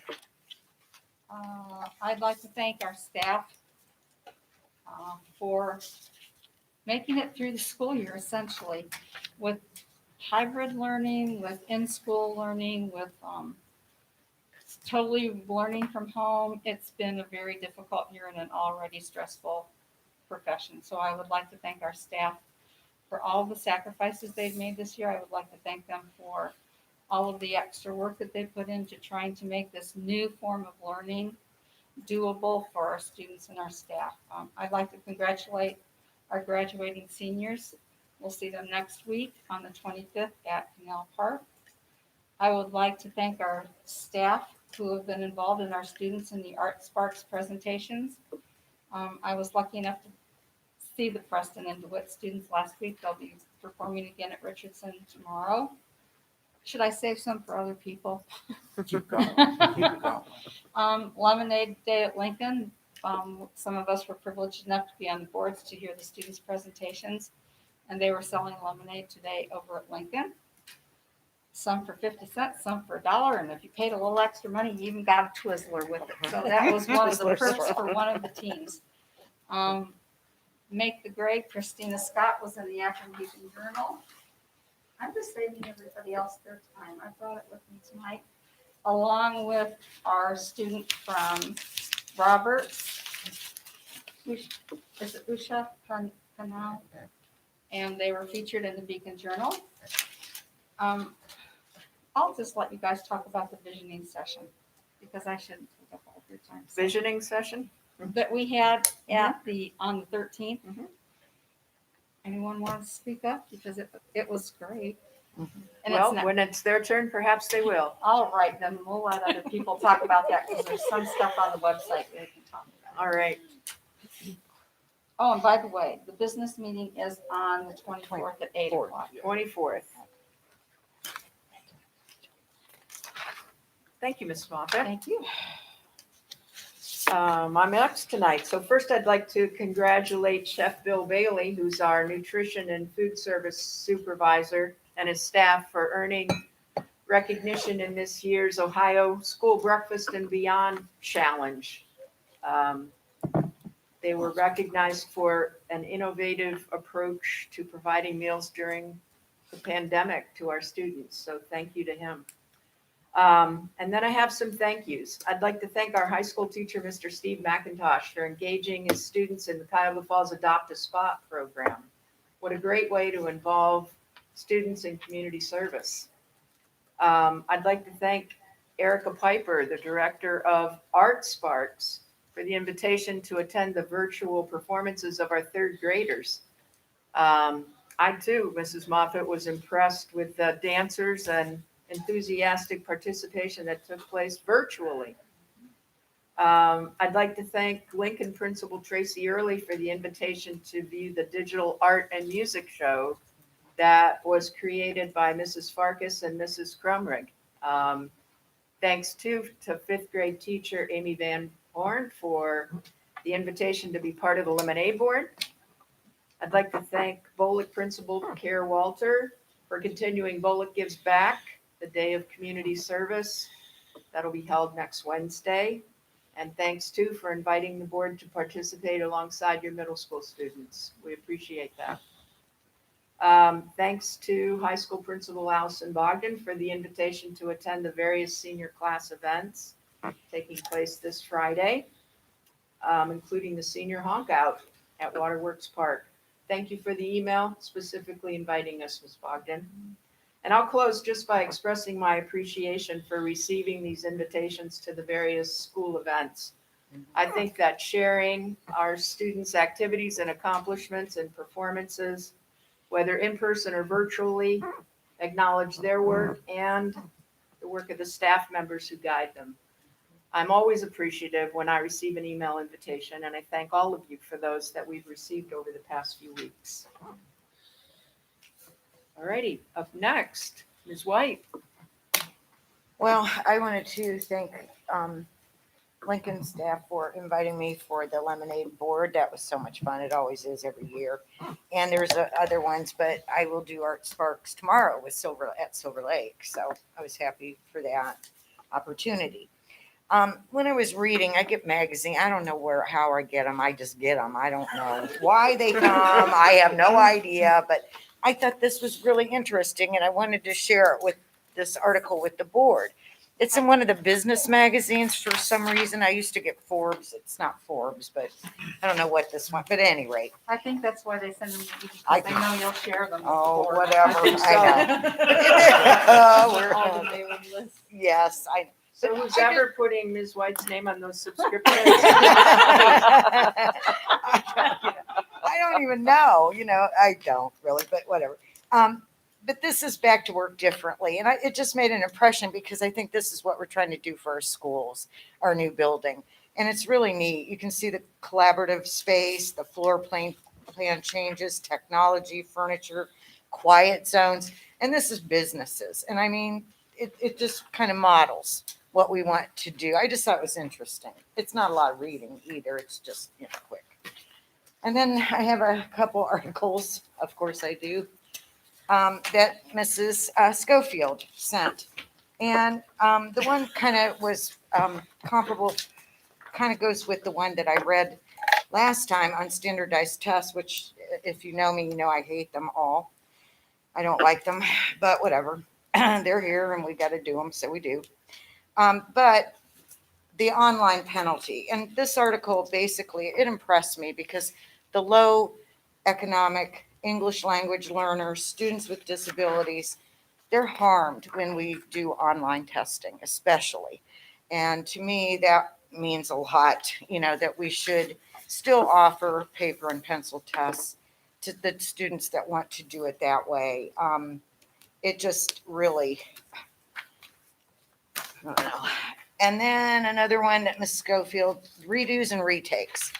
And I know this is really difficult for teachers to incorporate, but I'm hoping with the new literacy and the new curriculum that we're looking at, that we need to allow students to retake, to redo, to rewrite. To me, it's very important because that's how we learn. We make mistakes. It doesn't mean they have to rewrite the whole essay, but maybe the middle paragraph was not as good as it could be. Rewrite that paragraph. Maybe you didn't edit correctly. Maybe you plagiarized accidentally. So you didn't quote right or put your source in the right way. So all these things, redos and retakes done right. And I'll just end with, because I'm not going to read the whole thing. Making students redo their learning until it meets high expectation demands far more of both students and teachers than letting them take a failing grade. But it also results in far more learning. And that's what we want to do. So when it comes to deciding whether to allow a student to redo an assignment or assessment, consider the alternative to let the student settle for work done poorly, ensuring that he or she doesn't learn. And so I just wanted to bring those articles forward to everybody on the board. Thank you, Ms. White. Mr. Gomez. Yeah, so after last meeting when I talked about what some of our PTOs did for Teacher Appreciation Day, Ms. Tammy Brown from Preston reached out and wanted us to know that just because they don't have a PTO at Preston, that she and Ms. Robin Sondels, her secretary there, went the extra mile to make sure that there were teacher appreciation activities every day at Preston. And she wanted the board to be aware of that as well. And as we all saw in the email, she's opening her front door so you can walk in and see the bottle cap mural, Be the Eye and Kind. It'll be this Saturday from 9 to 11 a.m. at Preston. That's not an open house, she insists, because you cannot traipse around the building, but you can come see and get a picture. You can be the eye and kind in the picture. And if you donated bottle caps, you can try to guess which ones were yours. I also had an opportunity to step out to Lemonade Day earlier before our board meeting. And it was just such a great example of the ingenuity and creativity and problem-solving skills that our staff have exhibited all year. It wasn't how Lemonade Day usually is, but they found a way to make it happen. not just for the fourth graders that usually get it, but to make sure that the fifth graders who missed out being fourth graders last year also had an opportunity. And I just think as we come to the end of year, it's just one of those perfect examples of how our staff have found a way. When we thought it wasn't going to happen, there couldn't be an opportunity, they found a way time and time again. So that leads me to just another end of year thanks to all of our staff, our students, and our families. I know it was difficult on all of them at different junctures in the year as changes went about, and I think we're seeing a lot of the light at the end of the tunnel and hopeful about what this coming school year can be. So thank you for everyone's flexibility. Also, as you might know, there's a website committee that Mr. Hutch formed. I'm serving as the board's representative on it. The website committee doesn't have an end goal in mind. It's not a new website. It's not this. It's to talk about the website. And I think that's an important focus. So if you have any specific input you want to provide, feel free to either share with me and I can share it, or share it with Mr. Hutch if you have things you really want to make sure that stay on the website, things that you don't like. This would be a very good time to share those with either me or Mr. Hutch if you'd like, to make sure that those thoughts are put out there. And then one last thing, I talked a lot this year about listening to our parents, and I want to share a positive story that was shared with me from a parent just in the last 2 weeks about what a difference being heard meant to her. So she's one of our families that was displaced via our open enrollment constrictions. Her kids had gone to one building, but they weren't able to have space for her students and her children in that building this year, so they got bumped over to Silver Lake. And she was just devastated. This old building, it was her family, her kids' friends. She was just so distraught that she got moved to Silver Lake. And now her kids say to her, "Mom, promise us we don't have to leave. We want to stay in this building." And she said one of her children reads for pleasure now. And she used to hate reading. It was her least favorite subject. And she asked to go get books and read. And the parent shared with me that she feels that it's not negative on the prior building at all, because they were very happy there. But she feels like every time she raises the issue, the staff and Mrs. Geiger at Silver Lake, they don't always give her what she wants, but they always hear her out, and she leaves feeling like they listened to what she said. And so I want to share a positive example of the difference it can make to a family. And she was posting that all over Facebook as well, giving us some good PR, just being heard, not always getting her way by any means, but just really feeling heard and the impact that that made on her family. Thank you, Mr. Gomez. Dr. Hall. Thank you.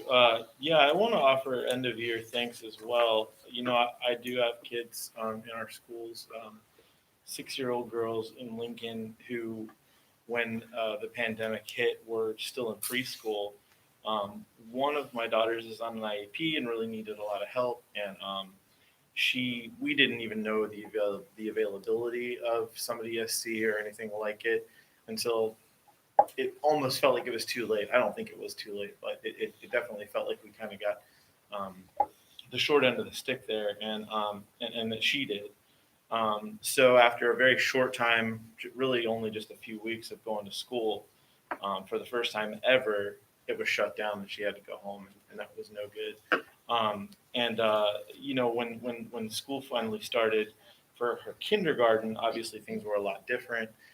Things changed multiple times, but the teachers in both of my daughter's classes really rolled with the punches in a way that it deserves our unending praise. And that's just in 2 of the classrooms in our entire district. I really think that you know, we need to consider that this year has been crazy, and the staff has done an amazing job. So there's that.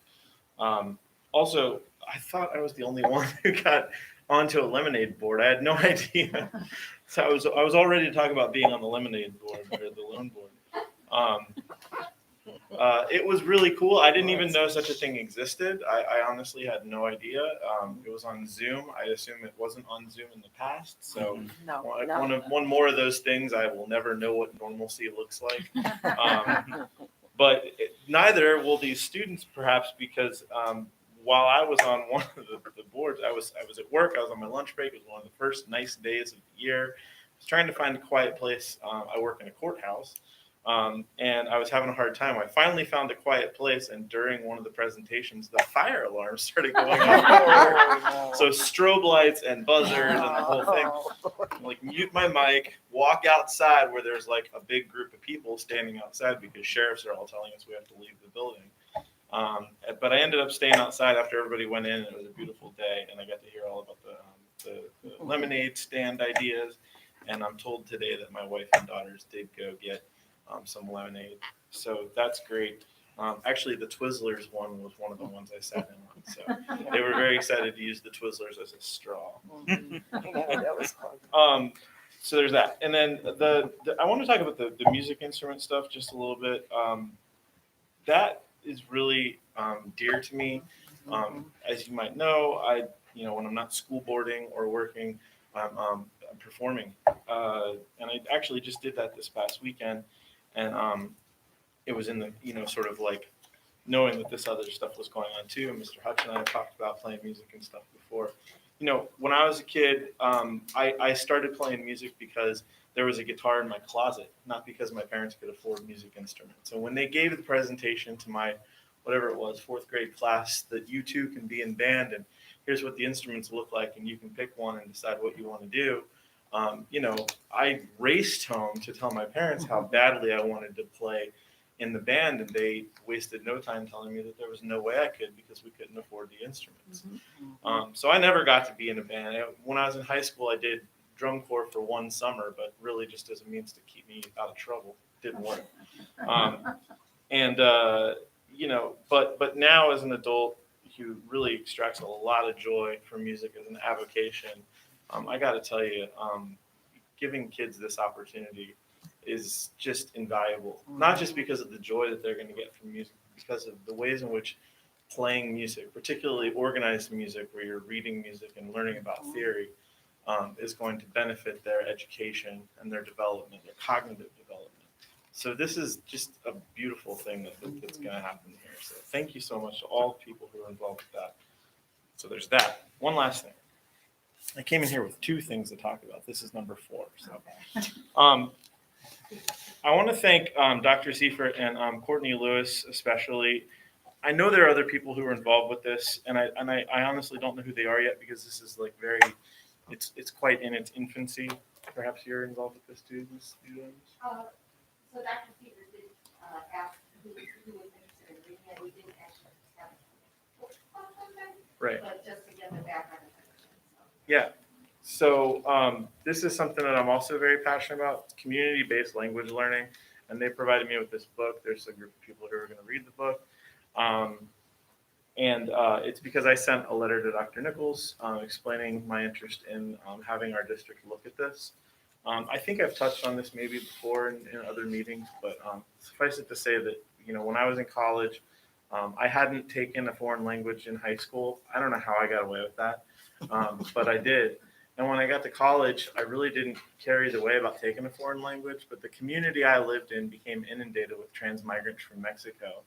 And in one single semester, I got a job working with predominantly Mexican transmigrants in a restaurant who I got along with better than the Americans that I worked with, and was taking a Latin American studies class and was taking my first ever Spanish class. So I told the people that I worked with in that restaurant on day one, talk to me in Spanish so that I can learn and work with you that way. And that's what they did.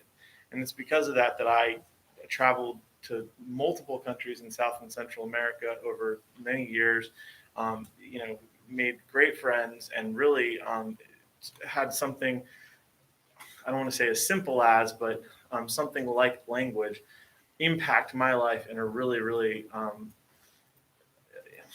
impressive way. And I think that there's a way that we can bring the impact that language learning had on my life into our district in a more significant way. And this might be the route there. And it essentially implies that we pair language learning with service learning. We get kids into the community and we let them experience language at the same time as they're engaging in service. in my undergraduate experience, what that entailed was as part of a Latin American studies class, I went into an after-school program and helped kids do their homework. Kids who had been thrust into the district and didn't and barely spoke English, and had to sort of like sink or swim. But there are a lot of different ways that we could manifest community-based language learning, and I think it's so important and such a great opportunity for our students. But not only that, it helps bind our community together even better. Cuyahoga Falls is such a great tight-knit community, but to incorporate this as well, I think just has a lot of potential to be a great thing for us. So thank you very much to the people who are involved with this, particularly Courtney Lewis and Dr. Seifert, Mr. Jones, and anybody else who's involved. I look forward to reading this book and hearing more about it. Sorry for the long. No worries, Dr. Hall. Just then. Thank you. Item J, executive session pursuant to Ohio Revised Code, section 121.22G1. It is hereby moved that the board adjourn to executive session for the purpose of considering the employment of a public employee. I'll second. Moved and seconded. Any discussion? Roll call. Ms. Schofield, Aye. Ms. White, Aye. Mr. Gomez, Aye. Dr. Hall, Aye. Ms. Moffett. Aye.